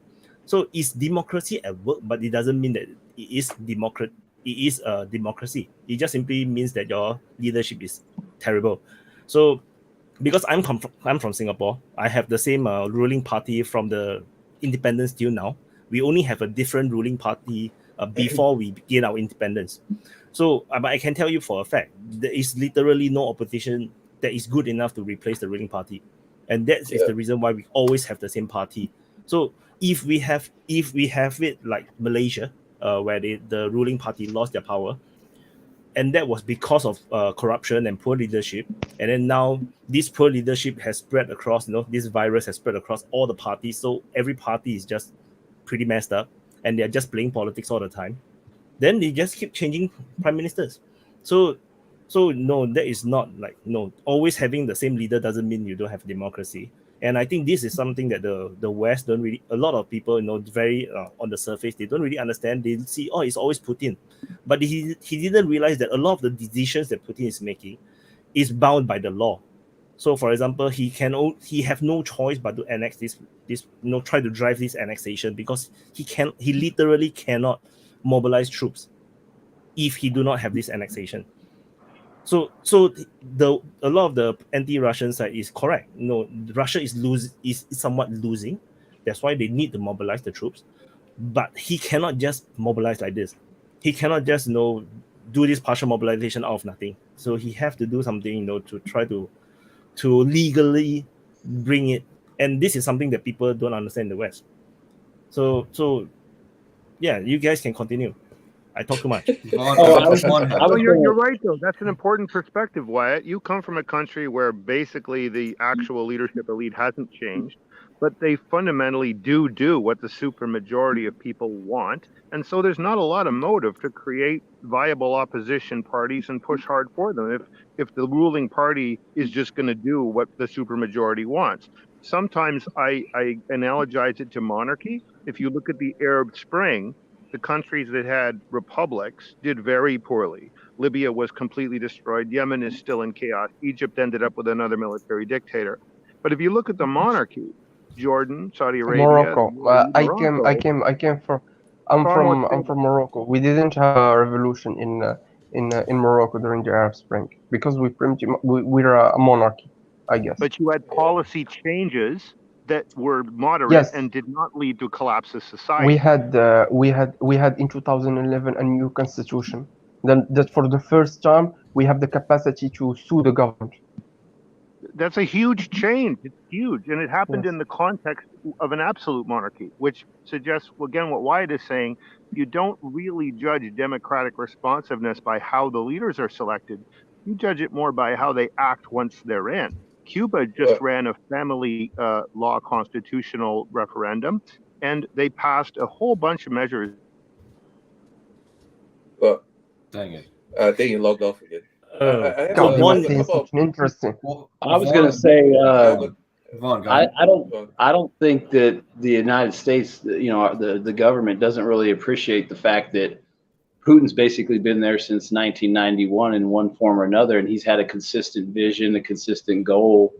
And then, we change every 4 years, and it's got to be frustrating from the Russian side just to, you're making progress, and then the next guy comes in and says, fuck you, and goes back 2 steps forward, 6 steps back. I mean, that's one thing that I think hurts us is we don't have a consistent long-term policy where you look at China.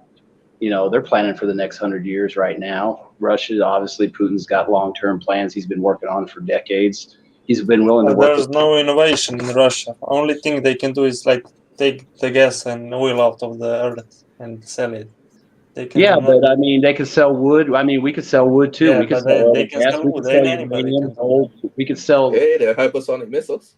Yeah, I mean, but those hypersonic missiles, those are all Soviet missiles that they just put on planes and like made a new engine. So I mean, that's all well and good, but I mean, it's just like making fun of the Russian troops walking around with the Mosin Nagant. I mean, a 7.62 by 54 is going to kill your ass just as dead as a fancy new 5.56. So, yep. I mean, if they take an old missile and they can reuse it and make it hypersonic, Well, that's good on them, because what we do here in the West is we shut down systems, scrap them, and then go spend hundreds of billions of dollars to make something that we probably could have just made that we already had with something old. That point is extremely important. That point is I mean, look at extremely Russia. important because we could talk about Russian technology. We could talk about Soviet technology and how it's mostly just redone from something else, right? The question is, who else has it?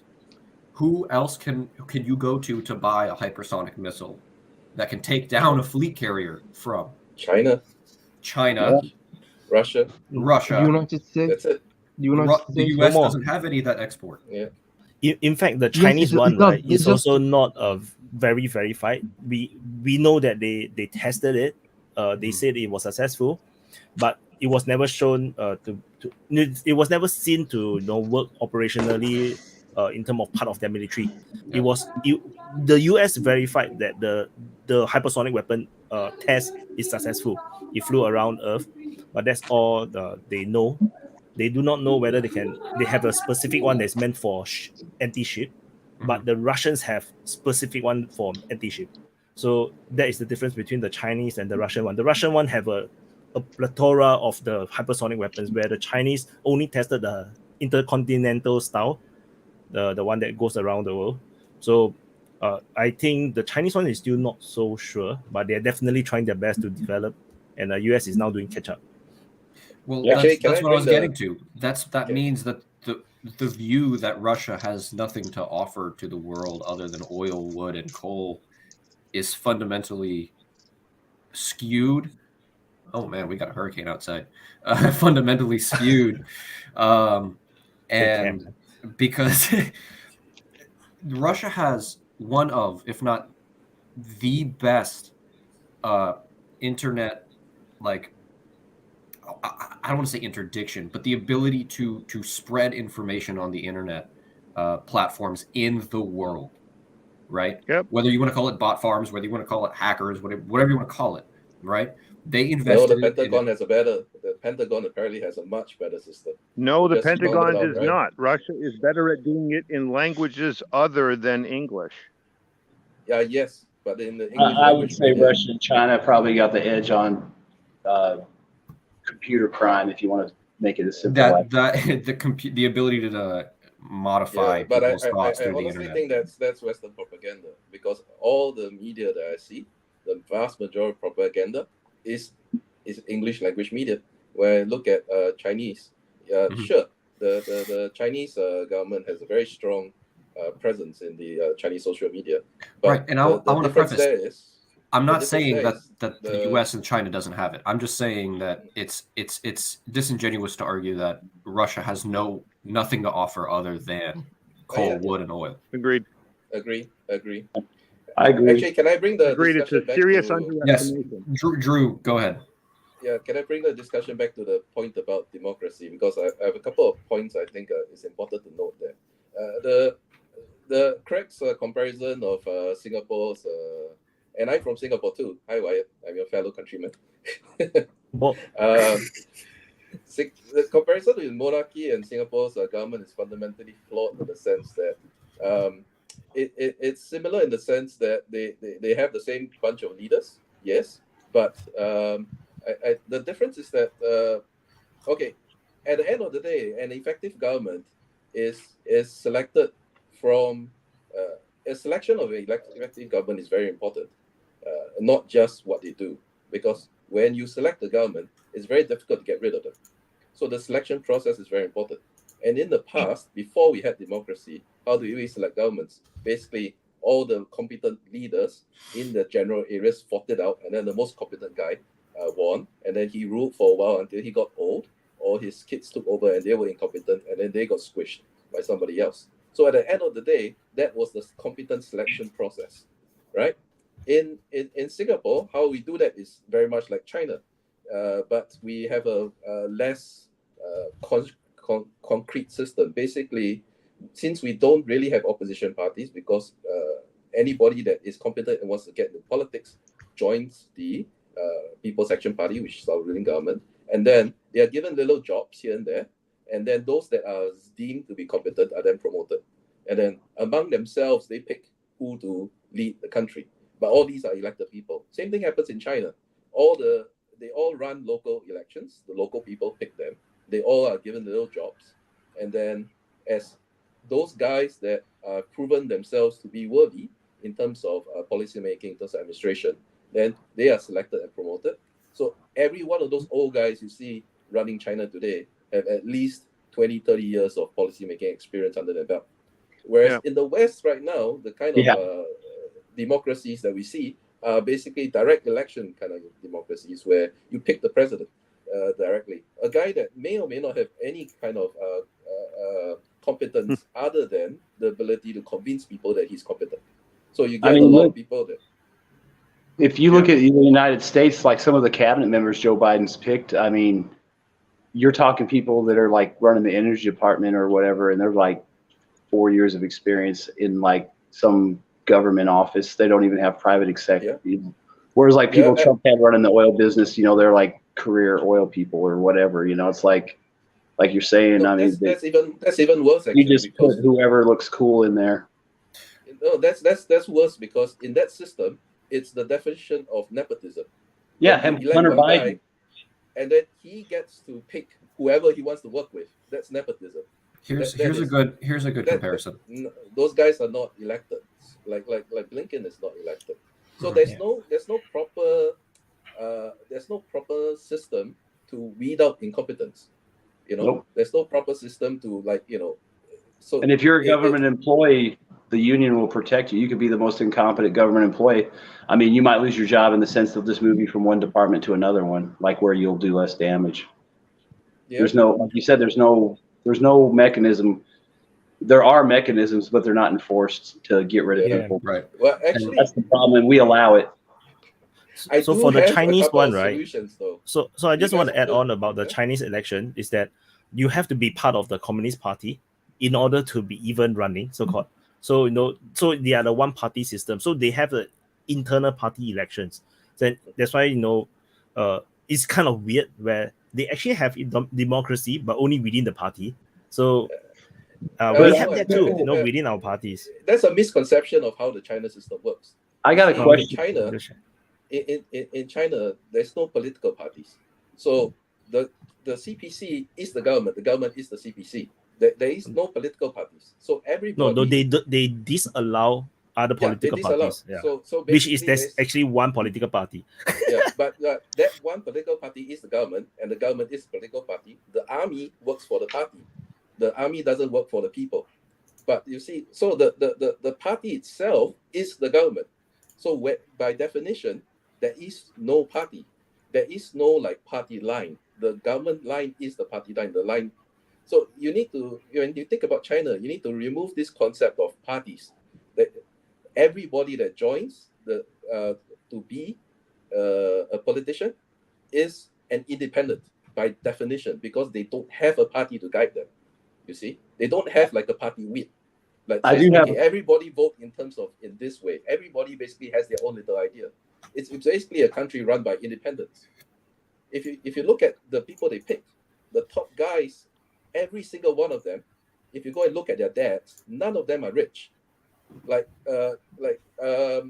Every one of them, the richest one was a landowner, a local landowner. All their presidents, none of them are political dynasties. There are no political dynasties in China because it's impossible in that system.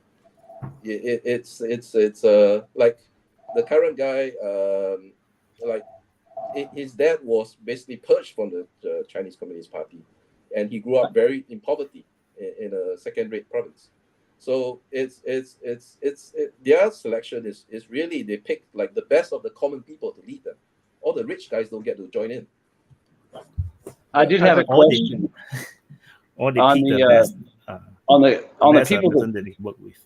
On the people that vote, all the people that vote in China, the ones that are actually allowed to vote, they're all party members. So basically, that's a system where you're not allowed to vote on the government unless you're actually got skin in the game, basically. Which is like something I think, you have to be involved in the process. You can't just say, "Oh, I'm going to go vote today" and not know shit, we do. Right. Yeah. So I mean, in a way, some people bitch about. It's kind of a misconception. You have to be participating. Everybody gets to vote. everybody gets the vote, but most people don't get the vote because nobody runs. You see? So just a reminder, right? When you talk, just go ahead and talk, finish your whole sentence, because there will be a micro lags between each other. So if you wait to reply or let someone speak, then actually all we get is two persons speaking at the same time all the time. Okay, sorry about that. It's okay. There's a misconception because everybody gets the vote, but the problem is not many elections happen. So in China, a politician is like any other profession. A politician is like a doctor, it's like an engineer, it's like a chemist. When you go to school to study to be a doctor, another positive thing. Yeah, and then you eventually become a doctor, and then you have a career as a doctor. Whereas in China, we have lawyers. All we elect is lawyers. Yeah. Well, yes. But you know what I'm saying? I mean, I can see the benefits of that system. I mean, it's authoritarian, but at the same time, it's like the people that are actually making the decisions on who's going to lead the party and the country are involved in this situation. They know what's going on. They have to participate. And then on top of that, you know, because China encourages actual career fields and stuff. They have, you know, people representing their country are doctors and engineers and maybe former soldiers or computer guys or, you know, whatever. I mean, they're a part of the country. They can, you know, they're in their industry. It's like here, once in a while you get a guy that was a farmer or something, but most of the time it's just lawyers. Yeah, well, but so you see, since a politician is like in a career, they don't get lawyers and farmers and whatever taking up the political jobs. It's politicians, career politicians that take up political jobs. But when they want to make a decision that involves, say for COVID, they need medical advice, then they'll get doctors to come in to advise. It's run like a company. So like the CEO, when he wants to make a decision, he'll get technical experts to come into the meeting. They'll talk about it, they'll argue it among themselves inside the party. And then after that, once they made a decision, they'll announce the decision to the rest of the world. So it looks like it's the party line, but it's actually after internal negotiations between individuals who have been elected by the people. And so it's not by the people, by the party members. No, not by the people. The people are the ones that elect the local elections. Then once elected, they get to join the party or the government. Within then they get promoted by elections within the party. So what you're talking about is like level 2 to level 3, level 3, level 4, level 4, level 5. It's all within the party, because that's the government choosing among themselves. But the first level is elected by the local people. So the local village, they actually have a little ballot, but that doesn't happen often, because when you have a guy that is already representing the area and you voted for him and he's in the government, he's going to be there for a good 20 years. For the next 20 years, that guy's going to represent your little village. You don't have to vote anymore. Not fucking up, why get rid of him? So China is basically, right, what happened when the deep state controls the whole country. So the deep state basically runs the country. But then because you don't have elected official, right? Yeah. Then they're accountable. Like, you can't separate the party from the bureaucracy, which means, I think, my view, simple-minded view of this, is that in the West, we have absolutely no control over the long-term professional bureaucracy at all. No influence on them whatsoever. They think they're in charge. They don't even really have control. They don't even have control of themselves. Yeah. If you watch the old British series, Yes Minister and Yes Prime Minister, you can literally see how the professional bureaucrats always are able to disable what the elected politicians want to do. And it's true everywhere in the Western world. It's become a high science. But if the bureaucracy and the party are exactly the same, there is no buck pass. There is none.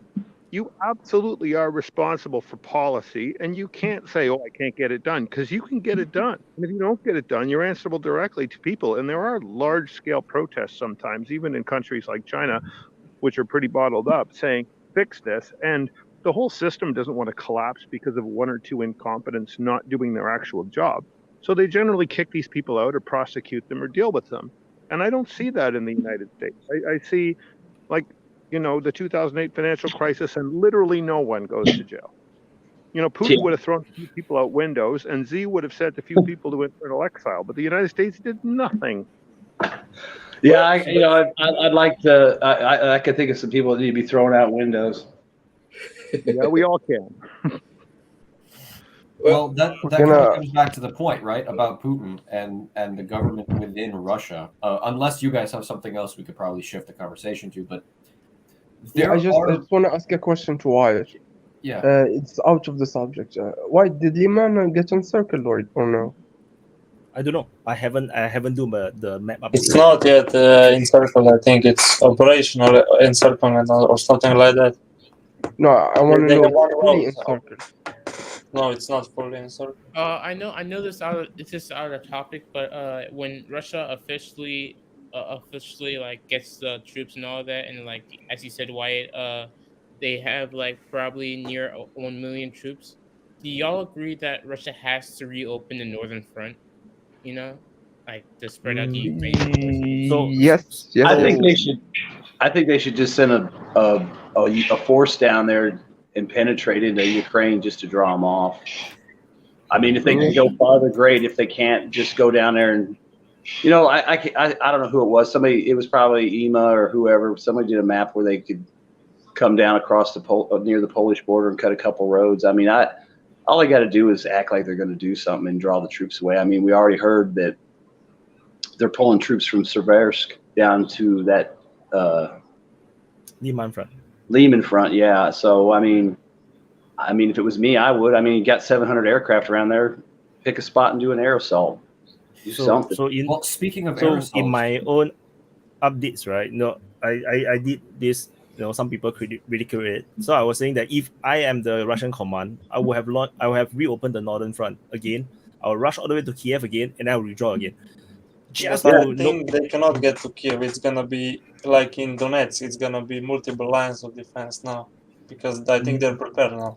Yeah, but they just pull up to the first line, stop and pull back, roll up, pull back. I mean, they don't have to. They don't have to engage them. They can just move up with some recon.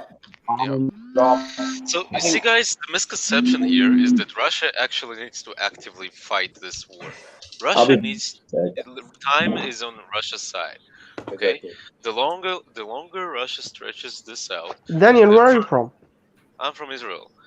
Okay. Lovely to meet you. Yeah. So, anyways, the longer Russia stretches this out, the West gets weaker, and also the Ukraine gets weaker. The Kievan regime will have a harder time to hold on to power. So time is on Russia's side. They don't care. They can just sit in trenches. They don't give a shit. Now, Ukrainian military is overextending itself. They used up their ammunition. They used up their personnel. Okay, they're throwing all they got. All they got at it. Daniel. What are they going to do when 1 million soldiers come? What? Daniel. Ukraine can mobilize up to 5.5 million soldiers. So I don't think they are what are they going to fight with? There was you need weapons for this, right? Man. So here's the thing. That statement was from a minister within the Ukrainian government. That statement was from the head of the Ukrainian military, the one who's orchestrating the whole damn deal. I think it was. I'm not gonna try to pronounce his name. Right, but so here's what I'm trying to say. His numbers are based on numbers of the population of Ukraine before the war. 5.5 million men are based on the population of 41 million people in Ukraine. There are not 41 million people in Ukraine anymore. I've seen numbers range from 25 million to 30 million, and that's significantly, probably most of the people who left were men, women, but those men specifically were probably military age males. A lot of men left the country. Guys, I want to ask a question. Russia couldn't take Kharkov because the people didn't support them, because all the Russian supporters just fled. They went to Russia. I have a question. If your country is invaded, will you fight? Depends who I'm invaded by. Yeah, of course. Yeah. Unless it's Russia, man. Unless it's Russia. Well, if Russia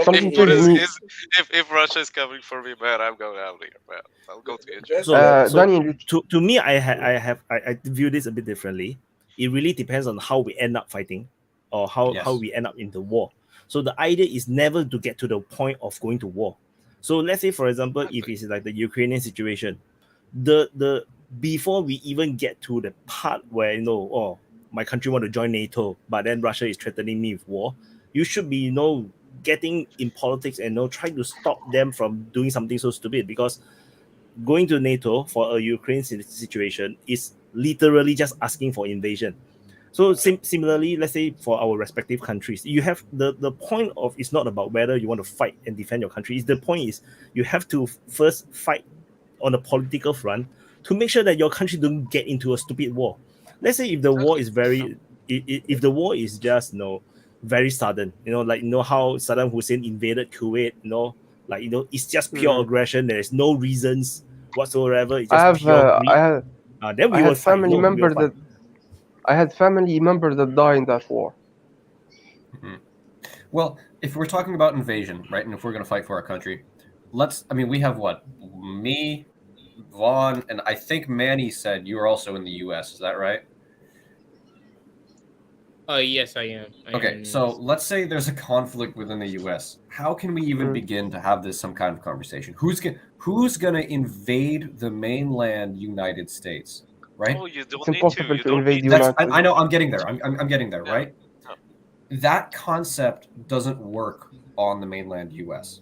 Right? Now, could there be a civil conflict in the U.S.? Most absolutely. And the question is, right now, you asked, well, who would you fight for? Well, you don't know, because you don't know how many factions are going to explode out of one little thing.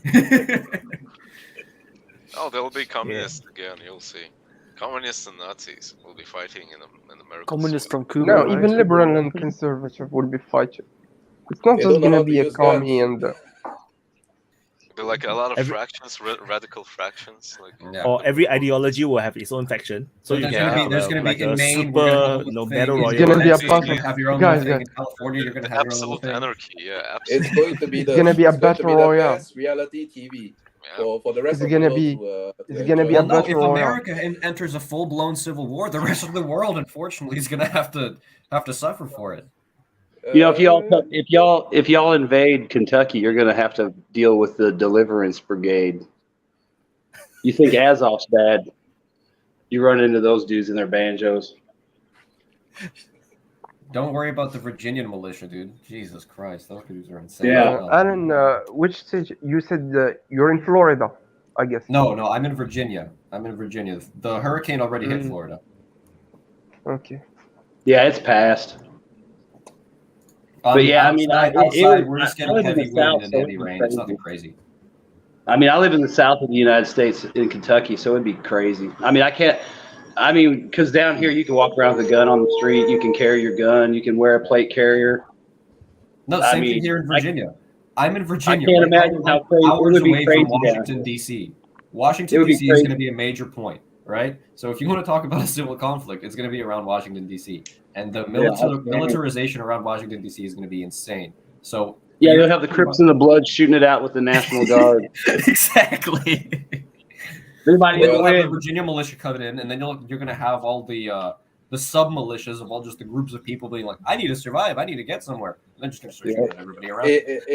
Just to be clear. This is all one thing I think most people outside the United States will understand is how armed we are and fractional we are already. Yeah, but I hope you guys actually manage to take the country back from the people that have basically bought out your government. Right. Okay, Alan, this is Alan. This is tell your boy Putin to send some AN-72s over and airdrop us some stuff. We might make that happen. You don't know. Alan. No, hold on, Maroon, you had something. Maroon, yeah. Yeah. If the United States of America come to full-blown civil war, which side will you support? Again, I don't think I can talk about that on the stream because this stream is public, and I've got people who would probably and YouTube is very sensitive about US politics, so let's not get there. So much stuff for free speech, but this is something. This channel just got monetized, so don't get it monetized so quickly. I'm not going to throw in US politics. I'm not going to throw in opinions. I'm going to try to talk as much as I can just on things that I know happened. Hey, I have a couple of ideas that I think might be fun for you guys to consider that actually might fix your country. Yeah, you guys want to spend a couple of minutes to go through that? That's if the group wants to do it. It's an open mic. Yeah, if the group wants to do it, let's do it. Yeah, right. So the first thing I think you guys can do to fix the country is something US I politics. call yes, U.S. politics, and actually a good idea for any country out there is something I call reverse democracy. So one of the biggest problems with the electoral democracies is that your guys are only there for 4 years, and they have no accountability. So after Okay, they get in, guys, they spend sorry, Drew, please. It's been a pleasure to be here, guys, but I have to go. Sorry, really sorry. See you later, Okay, man. see Take it you. easy. Bye, Moran. See you, man. Yeah. See So they're you. only there for 4 years. Bye bye. And then there's this mechanism where after 4 years or after 8 years, they are immediately fired regardless of how well they perform. Imagine if you work in a job and I tell you after 8 years, regardless of what they've done, even if you've done the best job in the world, you lost your job. No one's going to work properly in that kind of situation. So what you can do is basically elect your people and don't jump in here, and let them have the position for life, right? So how do you get rid of the guys that are bad?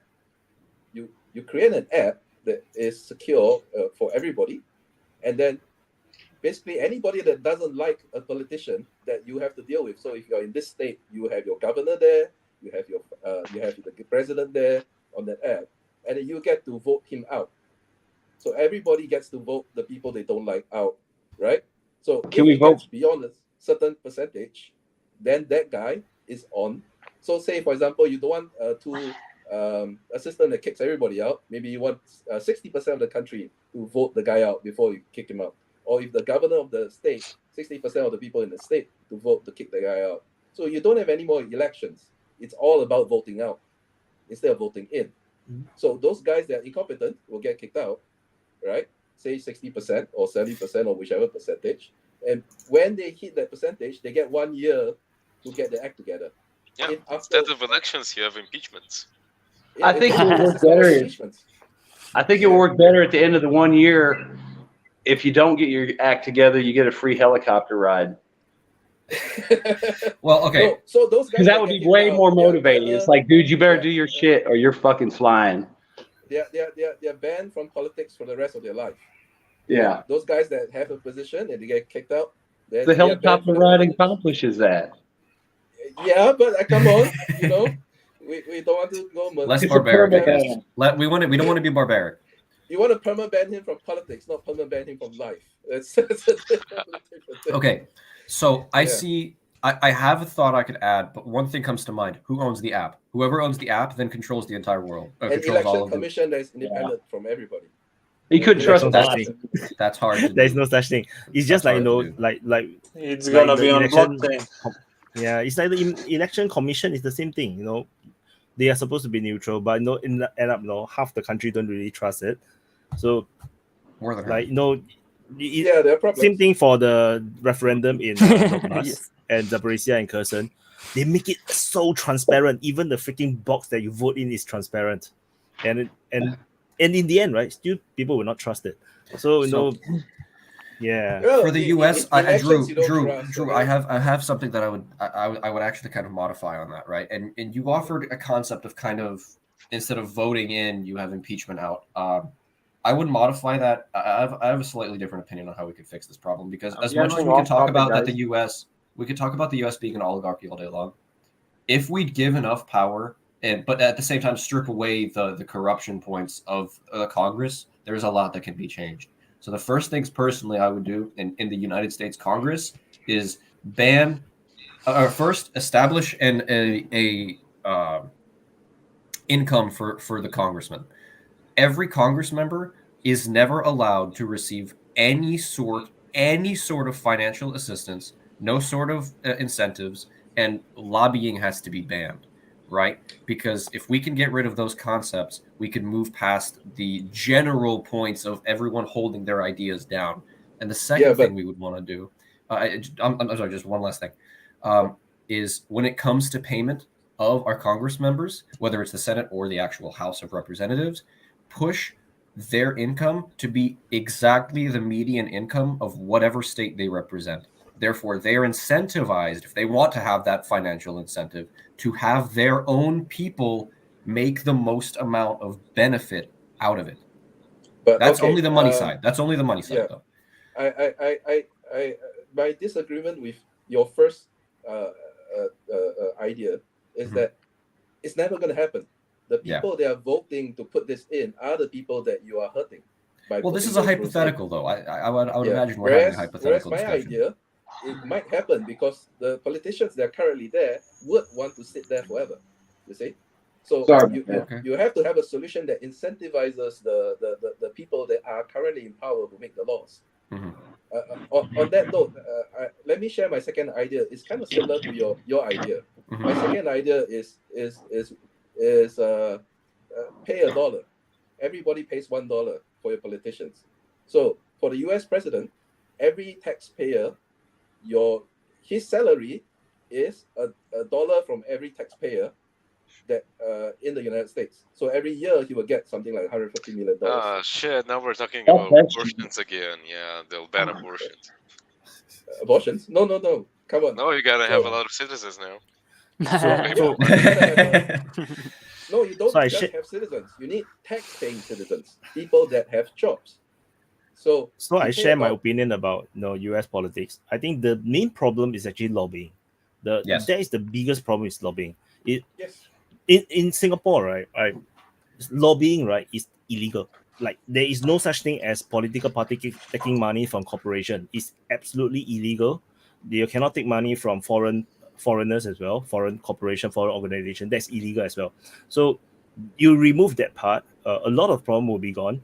Then of course, then is the salary part. I think giving them a good salary. I think the idea that about medium income, they might be very good, but not sure if it will cause near-term problems. I mean, long-term problems, because you can boost income near-term, then long-term will be another thing. Then I think there's one more thing is I forgot. I'll talk later when I remember. But again, it's the same problem.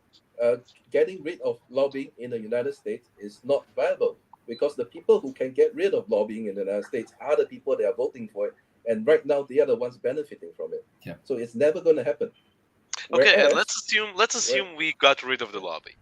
What do we replace cannot it assume with? that because it's impossible. Okay, what are you replacing it with? The entire American industry. The entire American industry. MAGA. No. So but what is Trump gonna do? Yeah, what is Trump gonna do? Let me finish. I'll answer your question. Everybody pays the politicians. The people pay the politicians.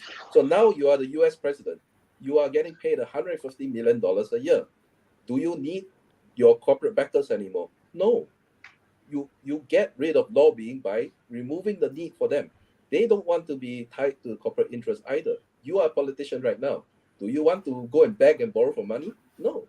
So I mean, you can pay all the secretaries of state and vice presidents 50 cents per person. The governors get $1 as well. Maybe their assistant governors or whatever you have gets 50 cents, and go down the line and get to 25 cents. You will get to $100 before you get to everybody. The main issue about the lobbying money, right, in US, right, is not they pocket the money. The problem is they need the money to do the campaign.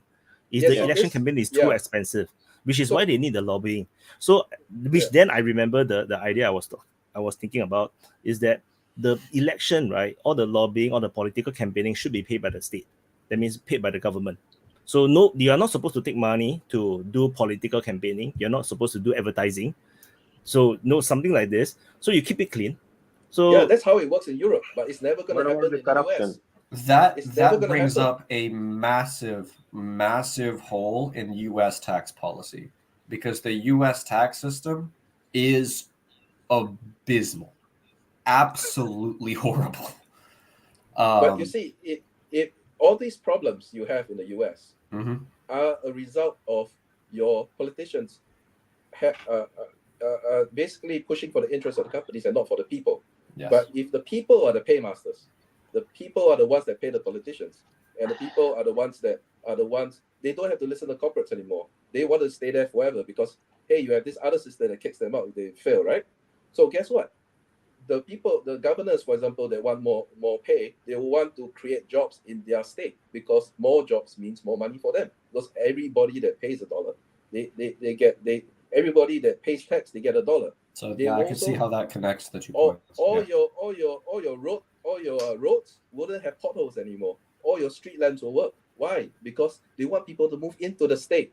They want people to, they want to attract more people to come in. It's, will you have any more lobbying? It doesn't make sense because it's risky for them to do corruption things, right? They are already paid a few $1 million. A guy Drew, I that have a is- counter argument. I have a counter Yes. argument. How about not paying a politician a dime? Okay, not paying. They Not- will be volunteer politicians. Who would do it? The only people that will do Yeah, a the job only like people that. who would do that are successful citizens. Okay, people who made themselves wealthy. Okay, No, there the might only be people that oligarchs. will- No, there might be oligarchs. Now, the government needs to create a system where there's, instead of a single oligarch who is a billionaire, there will be 1,000 millionaires, because 1,000 people is much better than one person. Now, when this system can be established and wealth is more equally distributed, then there can be people who can be volunteer politicians because they don't give a shit. They have The made themselves oligarchs, wealthy. the oligarchs are there because they don't give a shit about the people around them. Yeah, They will never this have thing policies that there could be a billionaire person. This thing needs to be mitigated. It's a bug in the hypothetical. system. The guy It's a doesn't bug in the exist. system. Yeah, instead it should be everybody should be more wealthy instead of having like 5 billionaires. Okay. Yeah. It doesn't make sense. It doesn't make sense. And It when makes- there and when the class gaps are narrowed, when there is basically there's no middle class anymore in the West. Okay, there's no middle class. You're either poor or you're obscenely rich. Okay, the middle class has disappeared. The American dream has collapsed. So that's besides the point. So how do you bridge this class gap, where there's a few people controlling everybody like slaves? Okay. No, you need politicians who are the few people. Where do that you get control them? everybody. Where do you get them? You see, where do you get them? You need career politicians. You need politicians. You need politicians who have done a good job in their society. Okay, you Yeah, need doctors. that's what China has. You need engineers. You need engineers. That's what China has. Okay, running But engineering US projects, is never going to. You guys- US is never going to implement a Chinese style. We can talk about this all day long. We really could. Yeah. You guys know what's going to happen at the end of the day? Cultures and societies are very. If you're looking at a culture and society as a person, right? They're very, very simple beings. They're not going to look for complex answers. What's going to happen is either our corruption is going to spread extremely deep, or people are going to have enough, and people are going to die. We can try. That's essentially the only two paths that the U.S. is looking at right now. No, I disagree. You can fix it if you are willing to. And the solutions, again, in that super chat, again, those are not practical solutions. They are solutions that are ideological. They are wishful thinking. Mm-hmm. Thinking that you can get rid of lobbying is wishful thinking. Thinking that you can just not pay politicians. What do you get when you don't pay politicians? You get people who either are dumb enough to take a job that costs a few $1 million for no pay or little pay, or you get people that They're smart not enough. in it for the money. They're not in it for the money. Man. You're only gonna get two types of people. The second type of people you're gonna get are the people that are smart enough to get paid without you knowing, and those are the guys that are running your country right now. The guys that are smart enough to get paid without you realizing it. Well, I think wishful thinking is that we can reform or we can fix the U.S. through any kind of reform. No, you listen to my idea. I'm proposing to pay the politicians millions and millions and millions of dollars a year. The politicians will vote for this. They will jump on it, and they will definitely approve this and push this through. But they cannot raise it themselves. You see, because if they raise it themselves, they will be put down by all the common people, because everybody thinks that, hey, these guys just want to get more money. So I think the problem is still come back to why you say lobbying cannot be outlawed, because your idea will also not be able to move to the front. But who's gonna stop the outlawing of the lobby? The corporation, the lobbies will kill you. No, No, the lobby will kill you. Yeah, that's something we haven't talked about yet. They'll just kill you. You can come up with the idea. You can come up with the idea. You can, which actually will remove their power. They will kill you literally, and you wouldn't even know how you die. No, you'll commit suicide. You'll commit suicide. Yes, I'll commit suicide with two bullet holes behind my head. And all the security cameras around you, right, will not be working. They're just nice. All the films run out. Lobbying. At least the politicians will be on your side. Look, there is still a chance. I want to tell you guys a little story. They are the story. ones that make the laws, technically. I've worked with a lobbyist before, and the kind of people that are usually lobbyists are usually within that upper class of society in the first place. They already have comfortable lives. They are extremely wealthy themselves, which means if you're getting rid of lobbyists, you are fighting an extremely wealthy subclass of people already. So if you're trying to get rid of lobbyists, you're getting rid of a whole extremely wealthy social class. And how do the wealthy usually take to being pushed out of something? Yeah. So because anything about trying to change a system will be the same as trying to change any other system. It still be the same. Then it's gonna go. Yeah, I'm leaving, guys. It's pretty late now, so okay. See ya. Peace. Bye. All right, take it easy. Bye. So anyway, now is 2 hours 25 minutes into the stream. So let's do maybe another 15 minutes. Then we have a closing. So we don't drag on like forever. So you can carry on. Where are we? I saw a really good question in chat. Like, what would be the response of NATO? Like, if Russia decides to use tactical nuclear weapons? What do you guys think? Good question. They're never going to use tactical nuclear weapons. They've already said their doctrine is if they get attacked, then they'll use it. They won't decide to use it first. No. What would NATO would do? Like, the US, and what will they do? Like, if Russia uses it. I've thought about this before, and I really can't come to a conclusion, because part of me looking at the political situation is they're not going to do anything, right? They're just going to up weapon shipments to Ukraine, because what's the next step after Russia uses a nuke? Starting nuclear war? That's taking a punch in the face and then pulling out a grenade and blowing everyone up. That it doesn't work. But simultaneously, I've also heard, I want to say rumors that people are trying to spread that Ukraine is looking into a nuclear program, but I'm not sure how viable that would be for them. I think they're just going to send the more advanced weapons. Like, for example, they're sending like the limited range HIMARS rocket, right? Currently, they'll just up that. Like, they'll just send missiles that are capable of like a few thousands kilometers maybe. Okay. That's the only plausible option they have, because they're not gonna start a war or use nukes. I think it gives the West pretty much the boogeyman that it wants. I mean, it already has it, but when you bring nukes into it, I think they welcome it. To be honest, I think they're waiting for the moment it happens, and then they can be a lot louder about all these proxy wars everywhere else, and they're gonna have all kinds of public support for it too. So it's just. Well, here's the thing. Honestly, I think it's half the goal at this point is to force some kind of tactical. I'm not sure if they have to with thermobaric weapons out there, but I mean, they tried it with the Zaporizhzhia nuclear power plant, right? Right. They shelled it and said Russia is doing this, so they're already in the propaganda spin of Russia playing around with this nuclear disaster, right? And going off of that point, I think it's more part of the propaganda. Yeah. I think we are far away from nuclear. But do you guys think that Russia will use nuclear weapons? It would have to be dire. Something would have to go horribly wrong. Guys, I just got this from Sky News, so it was like basically 8 hours ago. They're saying that, I don't know, I see like Sky News as more pro-Ukrainian, but I'm surprised they're actually saying this. They're saying that more Russians are joining the army than fleeing. Legit, right here. Yeah, it's true. It's true. The numbers that they reported, fleeing Russia is a joke. Like it's so few. There was pictures of the Finnish border. People saying people are fleeing to Finland. People are fleeing to Finland.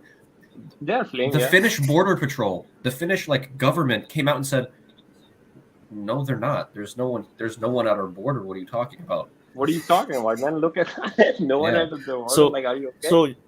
so the reality of the situation is that the so many people who are not called up went to the recruitment center to the point where Putin had to put out an official statement when he was in a meeting with his staff, high level staff, that you guys have to turn them away. That's literally Putin tell them that to do their job, turn these people away. These are people are not called up. Yeah. They're not supposed to be there. Tell them to send them home.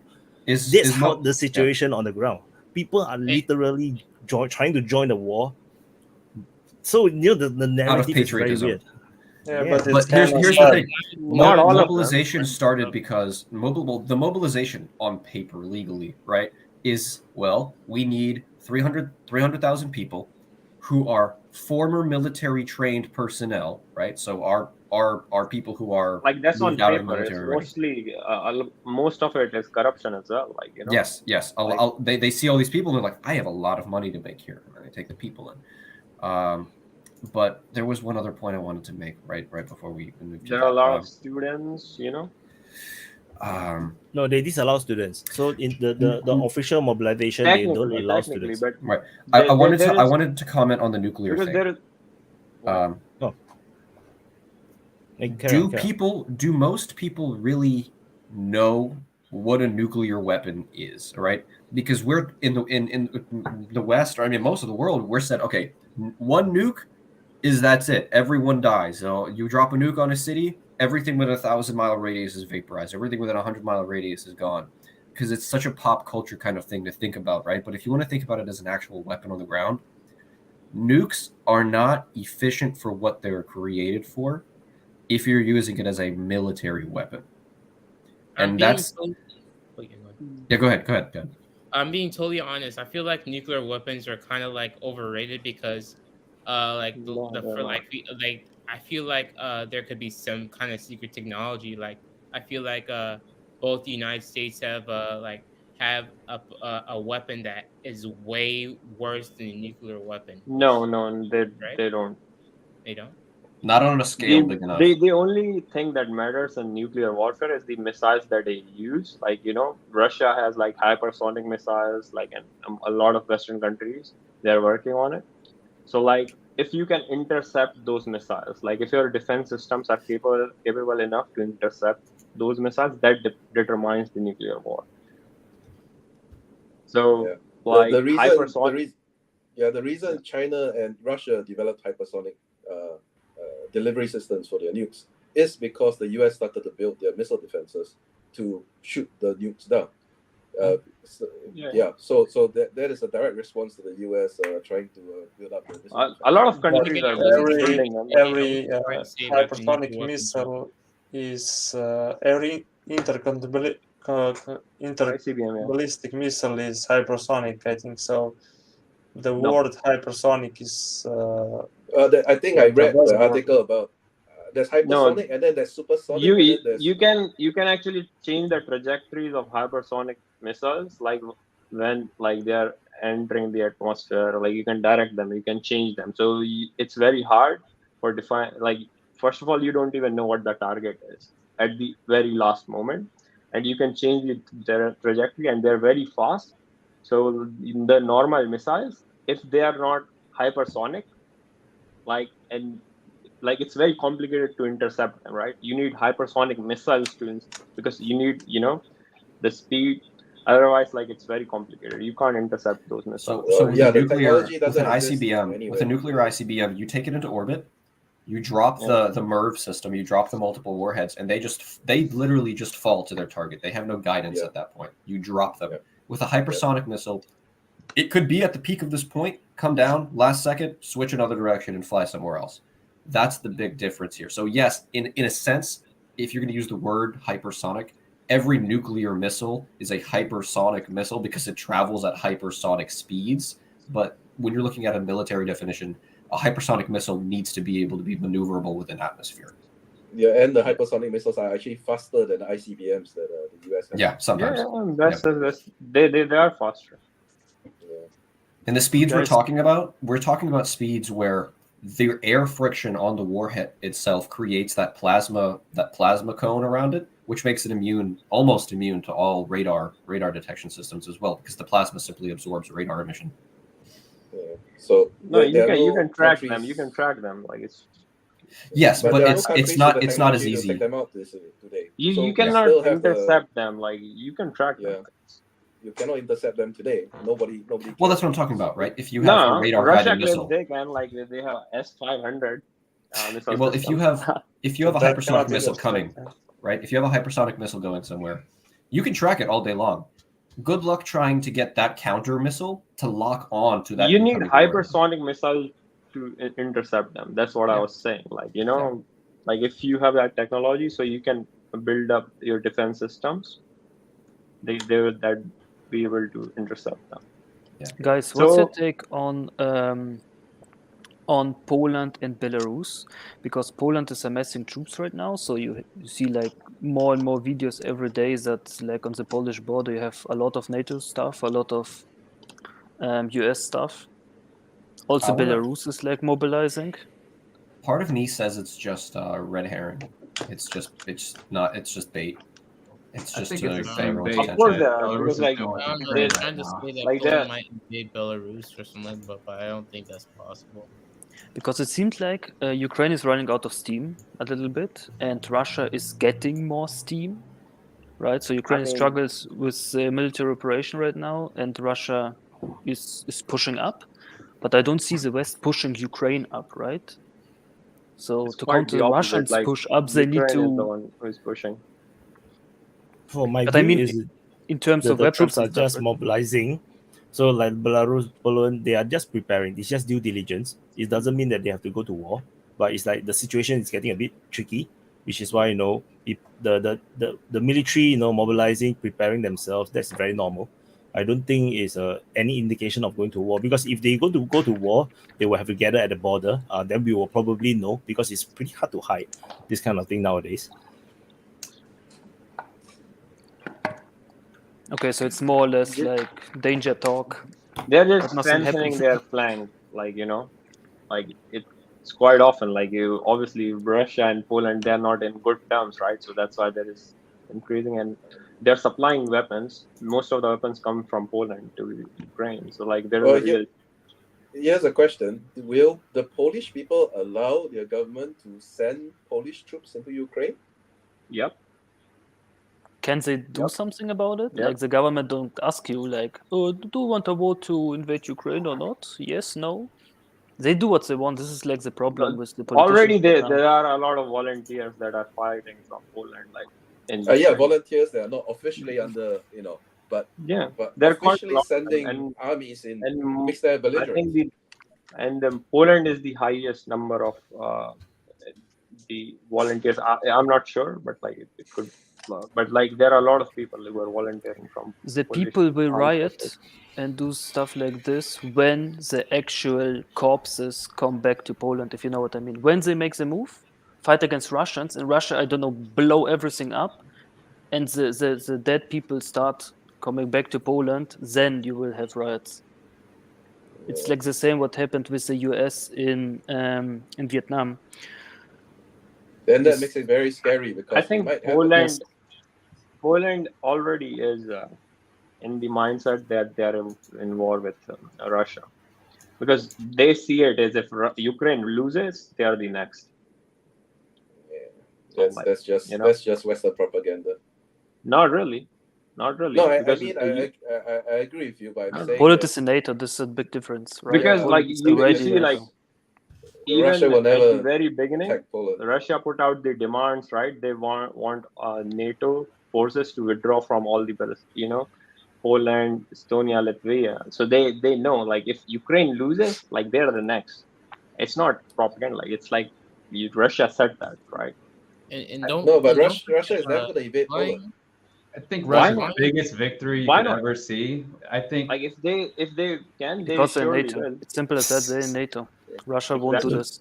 It's not against Poland's border, though. It would never do that. The worst thing it would do is it would create a cauldron for Kiev and Western Poland, or Western Ukraine. That's the biggest victory you could ever see, I think. Not right now, but like if Russia was winning, I'm pretty sure there would have been a fears of Russia invading Poland, Estonia, Lithuania. Why Because would it though? Why? Because their primary reason of invasion was the expansion of NATO. And all these states, Poland, Estonia, Lithuania, these are past Soviet states. Like that's what they're talking about when they're saying the expansion of NATO.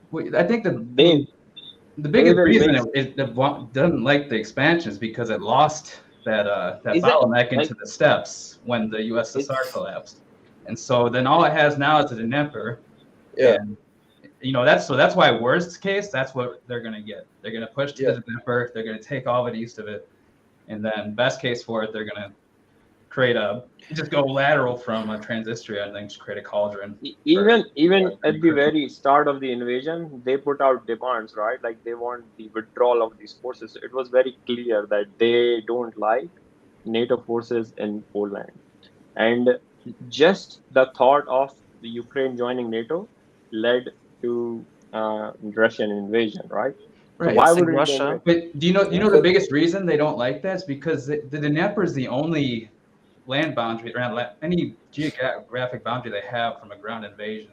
So if they lose that, if Ukraine went to NATO and they could just go across that river as they want to, that's just nuclear war instantly. Like there's no conventional war to be had at that point. Russia needs this gray Not zone really. between the Not NATO, really. between The NATO Article 5 and Russia has itself, never been like Belarus. tested on nuclear terms. So, for example, like there could have been never a case like when a country invaded that had nuclear weapons. So, like, I don't think if Russia invades Poland, there is going to be a nuclear war. There will be. It's Why? NATO. NATO Why? has Why? nuclear Why? Why weapons. would there be? No. Poland is part of NATO. They are Yeah, obliged to help. there will be And the countries war that are obliged between to help NATO. have nuclear There will be weapons. war between NATO and Russia, but it wouldn't be nuclear war. So, Why like, not? according to the Article 5 of the NATO, right, they'll come to the defenses of NATO. So they'll make sure that they'll fight the conventional war. You know what I'm saying? Yes. They would have no reason to fight nuclear war. If there was a war, it would be conventional.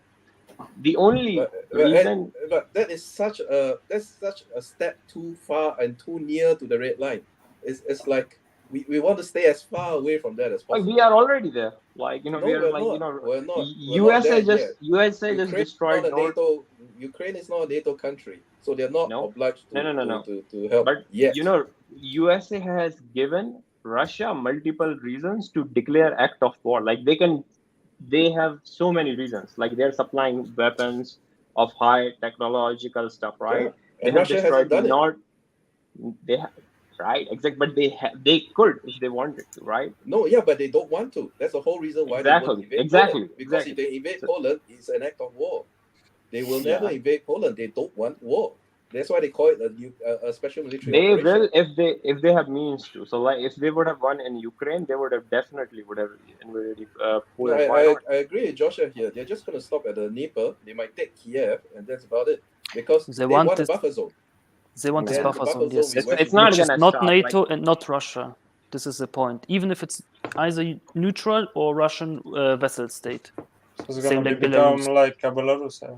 Yes. Yeah. Belarus is their buffer state, and West Ukraine will be their buffer state. Yeah. So they built a little buffer on between East and West, and then they forget about Europe, and then they look at China and India for all their economic progress in the future. That's the Baltic states? That's it. That's the future. I mean, it's not going to go any other way. Yep. Before we end the stream, did you talk about the pipeline sabotage? I mean, it's we did. Not yet. Escalation. We didn't? I thought we did. How do you talk Because about I joined very something late. little bit. Because this is like the next step from NATO, right? The European countries don't dare to admit it, because if they admit it to their own people, there'll be riots saying they should all get out of NATO. So not just that. It is basically a declaration of war on Germany. That too. It's and Germany will be in a very difficult situation. The politician will not know what to do. So which is why no one will admit to it, and we will never know who actually did it. I did have one of the viewers. It's probably United States, right? Yeah, no. So my friend, he's Norwegian. He's part of the community. he said that he saw the Norwegian special forces celebrating something, but there was like no mission no operations. So rumors, but who knows? Maybe it's the Norwegians who did it, and then we are all pointing fingers at one another. But guys, you know who did it? Do you know who did it? The Russian like what are they? The SEALs, like the animals that they train with the cameras on their heads. That's who did it. That's absolutely. It was Putin himself in his submarine. Putin, like, Putin in the and he found a treasure, 1 million rubles. I remember found a Joe treasure Biden made a statement like way early in the invasion. He said if Russia invades Ukraine, there will be no Nord Team 1 or Nord Team 2. That was back in January. He and Newland both. Basically. There's no Dude, question. saying Newland's name is like saying a demon's name. If you say it 3 times, bad things will happen. That's true. No, really, you wonder who the masterminds are. It's probably not, the people you necessarily think. I mean, you know their names. People like Newland, Larry Fink. Very influential. Yeah. Definitely Larry Fink. The thing is, what is Russia gonna do about this? I think nothing, right? They just that's a good thing. Get this. This was the last leverage for Russia to have Europe's small balls, right? Yeah. Now they're just gonna has turn it gone. off. They're just gonna turn And it Europe off is and already look pointing peace. fingers at Russia. In Germany, the propaganda says the Russia Americans sabotaged told the it. Europeans. I don't want to breeze They past might, what was just said about Larry Fink, the head of BlackRock. Craig, yeah. BlackRock is absolutely heavily invested in Ukraine, as is Chevron and Monsanto Bayer and Cargill. And if you look at the power of those 4 corporations, you have a more than enough power to order wars to start or not start. Look, the U.S. is an oligarchy that is run literally by these people. Larry Fink being probably the most important of them. Larry Fink is not a he's not a billionaire. He's no rich man by financial means. But do you know what he is? He's the CEO of BlackRock. BlackRock by itself has under management $11 trillion. You need to understand the amount of money that is. Now, they can't just say, we're taking all this money, but they have investor influence. They could go, they have, majority stake in like 200 of the top Fortune 500 companies. They could go to any of these boards and say, hey, since we hold a majority stake in your company, we need you guys to do this. You guys can look at businesses, what's it called? The Business Sustainability Index, the ESG scores. This is all made by BlackRock. Right? Most of the things we're seeing that are developing financially from this conflict are being done by like 3 or 4 companies. Yep. And it's not hard to find actual really obvious connections. Like, for instance, BlackRock owns a very big chunk of Tesla. And, despite having a factory in Germany, destroying all the German auto manufacturers would advantage Tesla and therefore BlackRock. Like, if you do a spreadsheet on who benefits here, all of these aggravation and escalation moves, you will find that, given their investment profile, that BlackRock is on the plus side of an escalation. Well, you also have to look at Vanguard. Yes, the second. Vanguard. Here's what's so mind-blowing that no one ever talks about this. Who is the majority stakeholder of Vanguard? What is Vanguard again? Vanguard is a financial management company, investment firm. Okay. They are second to BlackRock. Yeah, BlackRock and Vanguard are like the 2 highest, most influential investment firms. So, as I was saying, who owns a majority stake in Vanguard? This is open information. BlackRock, the corporation, owns a majority stake in Vanguard. Who owns a majority stake in BlackRock, guys? Vanguard. They want the same. So the biggest firm owns the majority stake in the second biggest firm. Yes, and the second biggest firm owns a majority stake in the biggest firm. We have a snake that is eating itself. We're going around in circles then. Then who owns Vanguard and who owns BlackRock? That's when we start getting into that really high level stuff. That which people is it? Yeah. Right. Well, and no, so but think about it from a legal standpoint, right? You can't have a monopoly. Monopolies are illegal, right? Yeah. 2 companies that own each other and then trickle down to everything else beneath them. How they can't own each other? Yeah, they can. They can. There's nothing Legally, preventing there's no laws against it. It's a deep state. You know what else? You know what else? There's no laws preventing. There's no laws preventing check kiting in the trillions of dollars all across global markets once they're open 24/7. There's literally no time at which all transactions must be cleared. Meaning you can have a float in the quadrillions of dollars that just kites from one market to another. And that's called the derivatives market. So capitalism has reached that point that Karl Marx talked about, where it's utterly unaccountable, completely out of control. And there's a difference between the left and right is what to do about it, right? Like the left would say, get rid of these people and state control everything with a dictatorship of the proletariat. And the right would say, put a clamp on it, forcibly break it up, use antitrust laws, start arresting people and using those conventional classical instruments of enforcement. I think but no matter where you are on the political spectrum, it's getting really hard to deny that analysis about concentration of power is valid. There's too much concentration of power in too few hands, and they're making mistakes. Two companies? I'm going to keep referring to them as two companies, but it's most likely the people above them who hold majority stakes and all this kind of stuff. It's no more two companies than the United States has two parties. Right. So it's these two companies have under management $20 trillion. That is 70% of the United States GDP. They can, with a couple of meetings, change the entire fundamental structure of any country on the face of this planet. With one exception, I don't think they can change China with one decision. Okay, I misspoke. They have a very significant influence on the way that a lot of countries operate. Let me say that instead. China has a lot of investments. And USA is BlackRock recently was accepted into China. China issued a warning to its own banks that it was beginning to dump its US dollar reserves, which is already about $3 trillion. I think they're deciding that the leverage over the United States financially doesn't exist since the US is willing to do its, what it did to Russia and just sort of ban central bank holdings and ban transactions. What does it mean to hold US dollars in that world? It means nothing. So China's getting rid of them.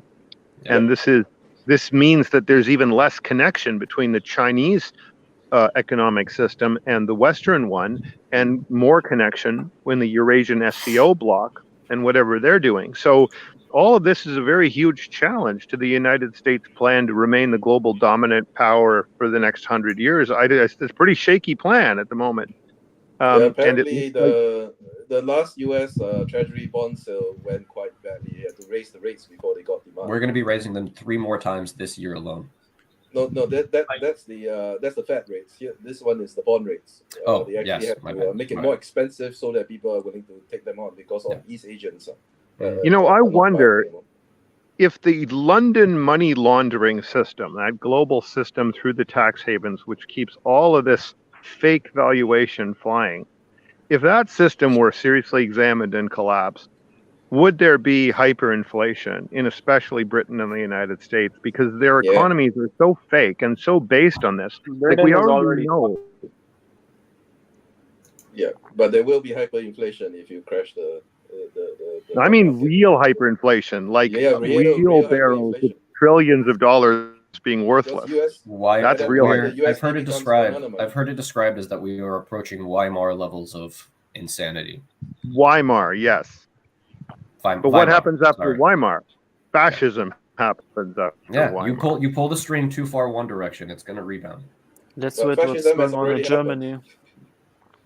It's already happening in Italy. It's MAGA again.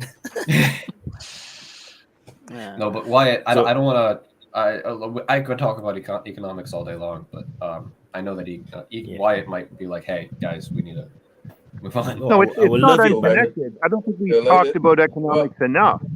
Yeah, no, I agree. Yeah. It's just the time itself. Which means that we have to focus on economics the next open mic. Man, that would be so fun. Yeah, because sometimes everyday Ukraine war also very boring.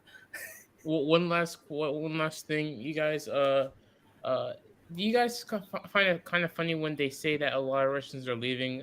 When the Russians are mobilizing, when Ukraine mobilized, and a lot of men left the country just for that. The double standard. Yeah. One of 100 double standards in the Western press. 10 million Ukrainians have left their country, and like 100,000 Russians have. That's 100 times more. I don't like dying. And I see them every day in Germany. So yeah, I mean, it's just propaganda, right? Definitely, Vlad, Ukraine all I has a can say more to you motivation. is What? Ukrainian soldiers do have more motivation to fight, like compared to Russians. That's kind of obvious. No, I don't Unless- agree with that. I don't Depends on agree where with they're that. from. Also, Why if you not? have like the Chechen forces, they are pretty hyped because like Yeah. war is Kill. life is war. If you see like the videos from the Chechens, they're always smiling, like with an RPG, and you're like, They're what? all- You're in the there middle are- of the there aren't war. many look, of them. the soldiers' manuals themselves for most of the Russian soldiers has a section inside of it that says you are fighting the great Satan. You are fighting the New World Order. That's what most of these Russian soldiers believe. So you got to think about their motivations. Yeah. Yeah, and the Russian soldiers are Ukrainians have since birth, like in the last 30 years, have been literally taught from childhood out of literal Nazi textbooks that tell them that Stepan Bandera was a hero, that the USSR was something bad that Russia did to Ukraine, and that nobody in Ukraine true. participated in the Holocaust. All lies. Like there's no question that the propaganda wall is there on both sides. Yeah, I mean, when there's like a 50-50 chance you're going to see a Totenkopf on someone's plate carrier. Yeah. And it's like coming from Western. That's like not accidental pictures. Like It's like Sky News and BBC. Yeah, exactly. They don't care. I feel like it's a huge dog whistle. It's just it's They so- got statues of Bandera and other Nazis in the town square. Nobody's tearing them down. Nobody's defacing them. They are brainwashed into thinking these people are heroes. And I've said this before, and that is that if you reach into your national history, and best founding figure you can find is Stepan Bandera, who led massive genocides of Poles and Jews and is wildly hated and opposed in allied countries like Poland and Israel, then you really have a problem with your national identity, and you probably shouldn't have a national identity. And on that level, I agree with Putin. Nazis have no place on the earth. They have no state. They have no sovereignty. And I believe the average Russian, regardless of propaganda, looking at history, believes that. And if they think they're up against Nazis, they will fight to the last man with every weapon that exists. Whether they are against Nazis or not, okay, you can argue that, but they think they are.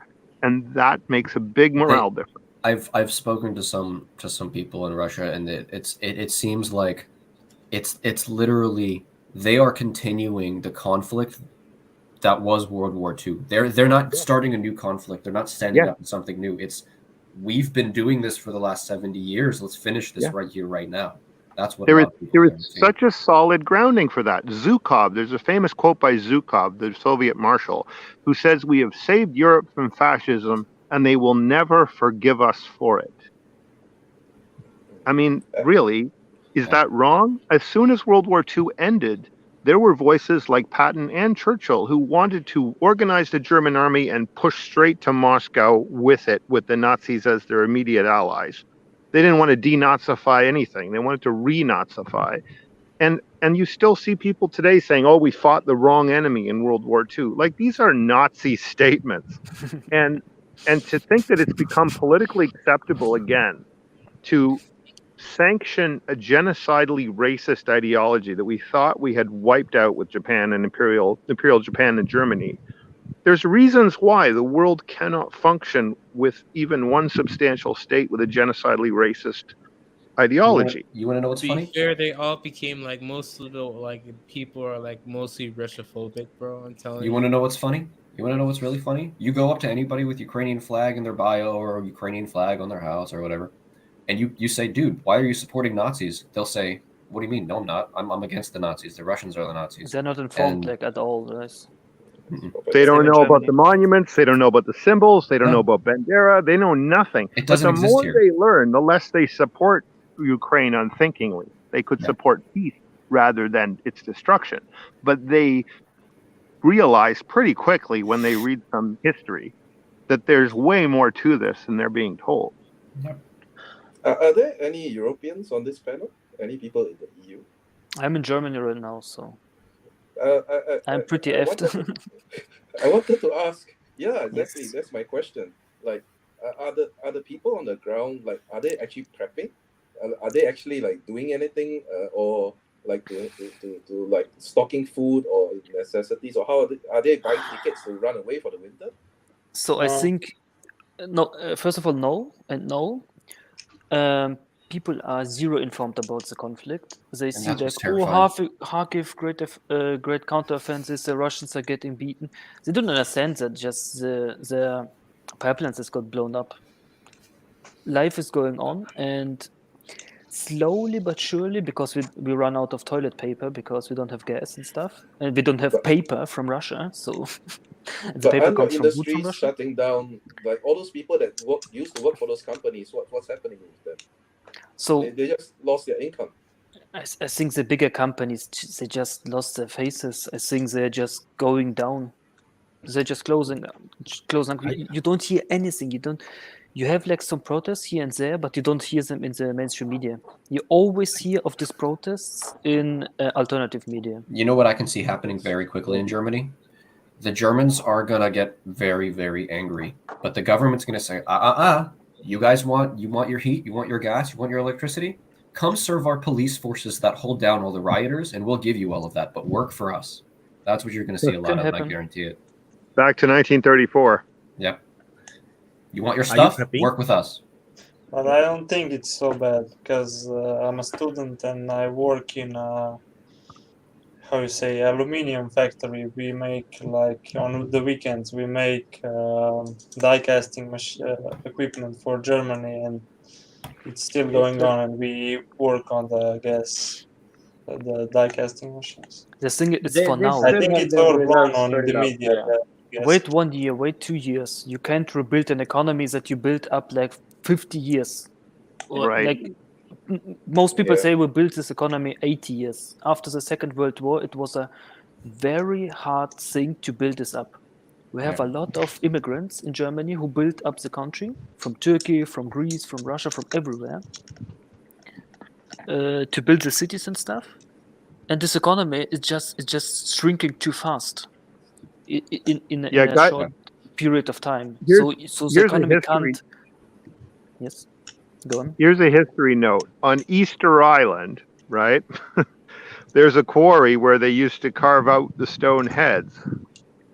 And near the end of its civilization, the largest of these stone heads was still being carved out. It's incomplete. It's still there on the cliffside. And so somebody kept carving that head when the civilization was collapsing around them, and there was probably no way to roll or put it up into place.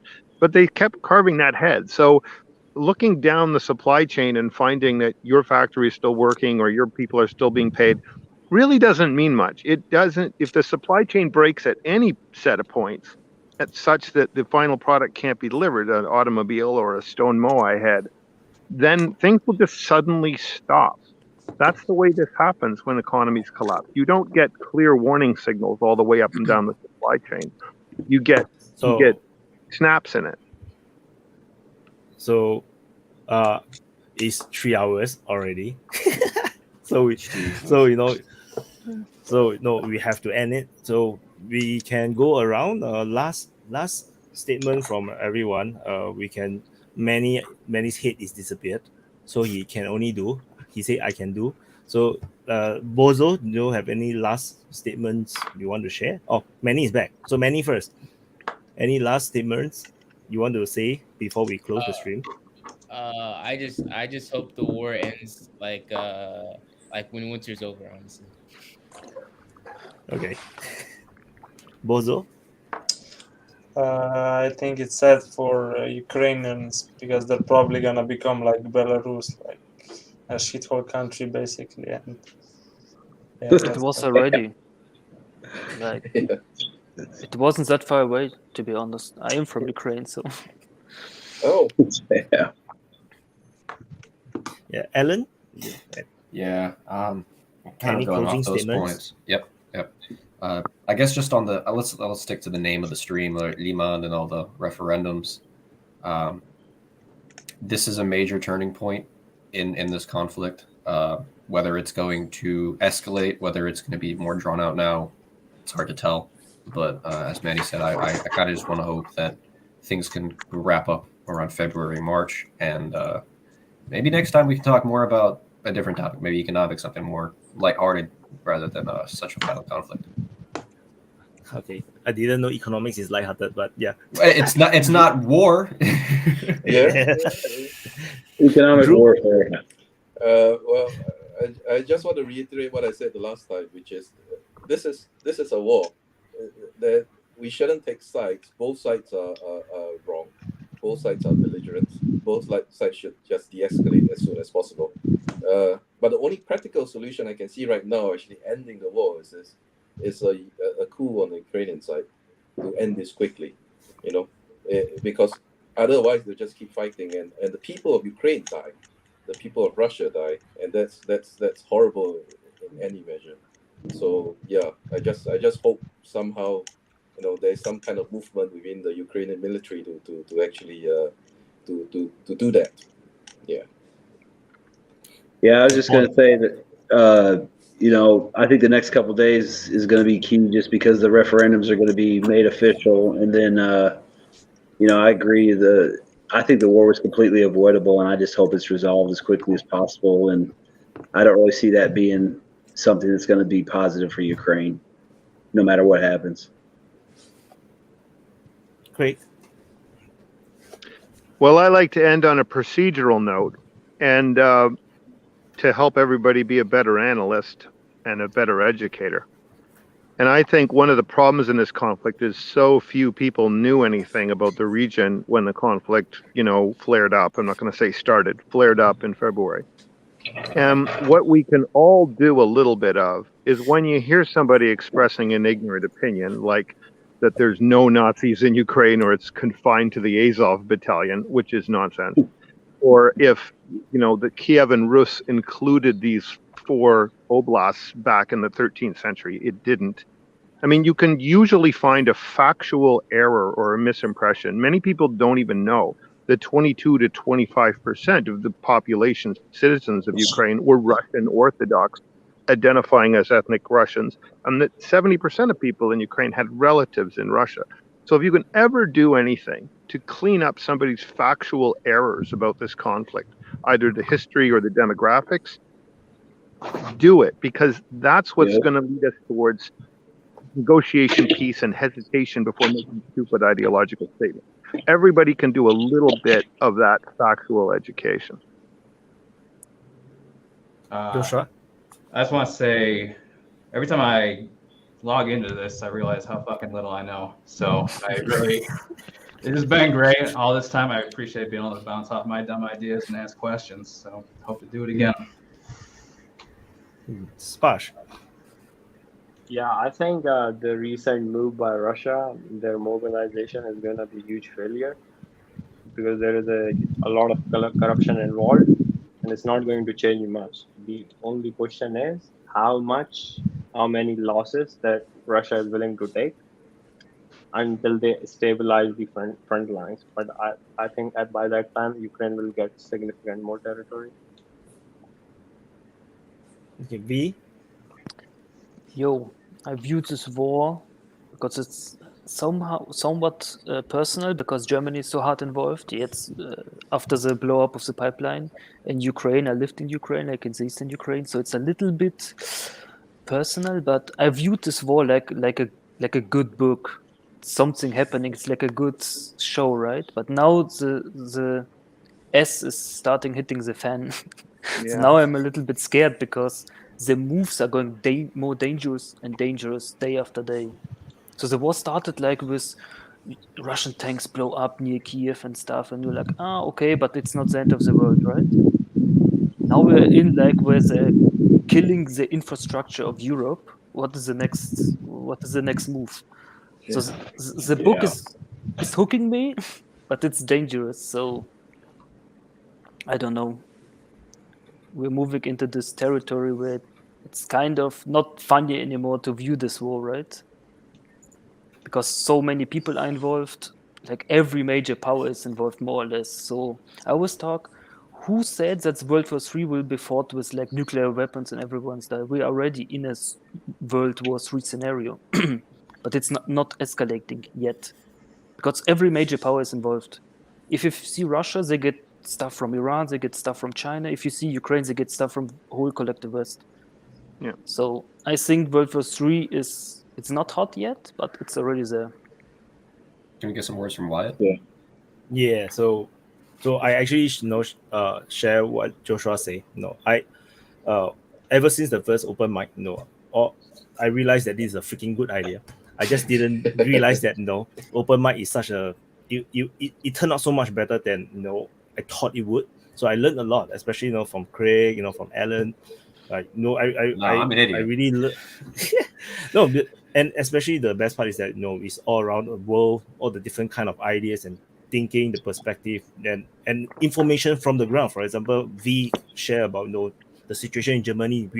It's scary, if people do not know what actually is happening, then they will be misinformed. They will be making wrong decisions even at the elections or when they talk to their politicians. Then the more dangerous it will be, because perhaps even maybe in World War II, Nazi Germany, the citizens might not actually know what is actually happening because we are only reading in the history book in hindsight.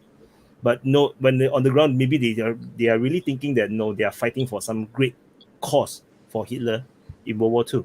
So we wouldn't know. So yeah, so I love the stream. I think the open mic will definitely continue, and next week, I think the link will be on YouTube the next week. You will go back to the YouTube again. Yeah, I'm trying to rotate across. Yeah, I'm trying to rotate across all the different communities, the bubbles. So just stick off of Twitter because it'll get banned the moment you put it up. Yeah. If I put it on Twitter, then it will be all the pro-Ukrainians. Then I think, but of course, the idea is that because we need to show our faces, that actually deters a lot of the trolls and the people that try to make a mess. Honest, Yeah. Twitter is just insane. I'm telling you. Yeah. So Twitter, my experience in Twitter is just for fun. I just go there to to disturb people. I don't take it seriously. So anyway, thank you everyone for participating. It's another successful. This episode 5 already. Yeah. Thank you for Thank you, everyone. Take it easy. Thank you, everybody. Take it easy. See you guys next week. God bless you all. See you later. Bye all. Bye. Bye. So that's all. Thank you everyone for watching the episode 5. The 5th open mic for DPA. This time round, this is actually for the Telegram channel, the DPA Telegram channel. If you are still not on the Telegram channel, do join it. There are some different information that I do share over there, all mostly from the Telegram channels that I follow. So it might look a bit pro Russia because most of the channels on Telegram is pro Russian. If you otherwise, there's a lot of other social media that DPA is actually on, like Twitter, like Discord. So join the community that you like. The open mic actually will rotate across all the different DPA communities, and the next one likely to be on YouTube. So back to the big one, and maybe we will see new people that are joining. This time around we have a lot of the previous participants that we that have joined previous open mic. As I said at the beginning, we have a few. I think that the Kenya guy, and so some new guys are cool, and then we can actually have more voices. And the recurring people are awesome because as we always see them weekly, we start to get to know them better, and then I think it does create some kind of like a consistency across all the different open mics. And I hope you like it. And if you have not subscribed, do subscribe. This is a different channel than the main channel.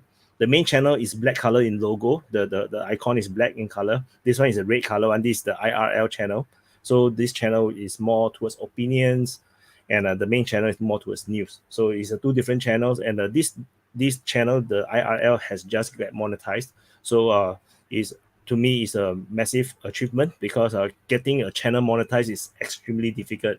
Because the requirements are not easy. Starting a new channel is not easy. So thank you guys for all the support, and I hopefully hopefully, we all don't die in World War III, and we actually get to have the next open mic next week.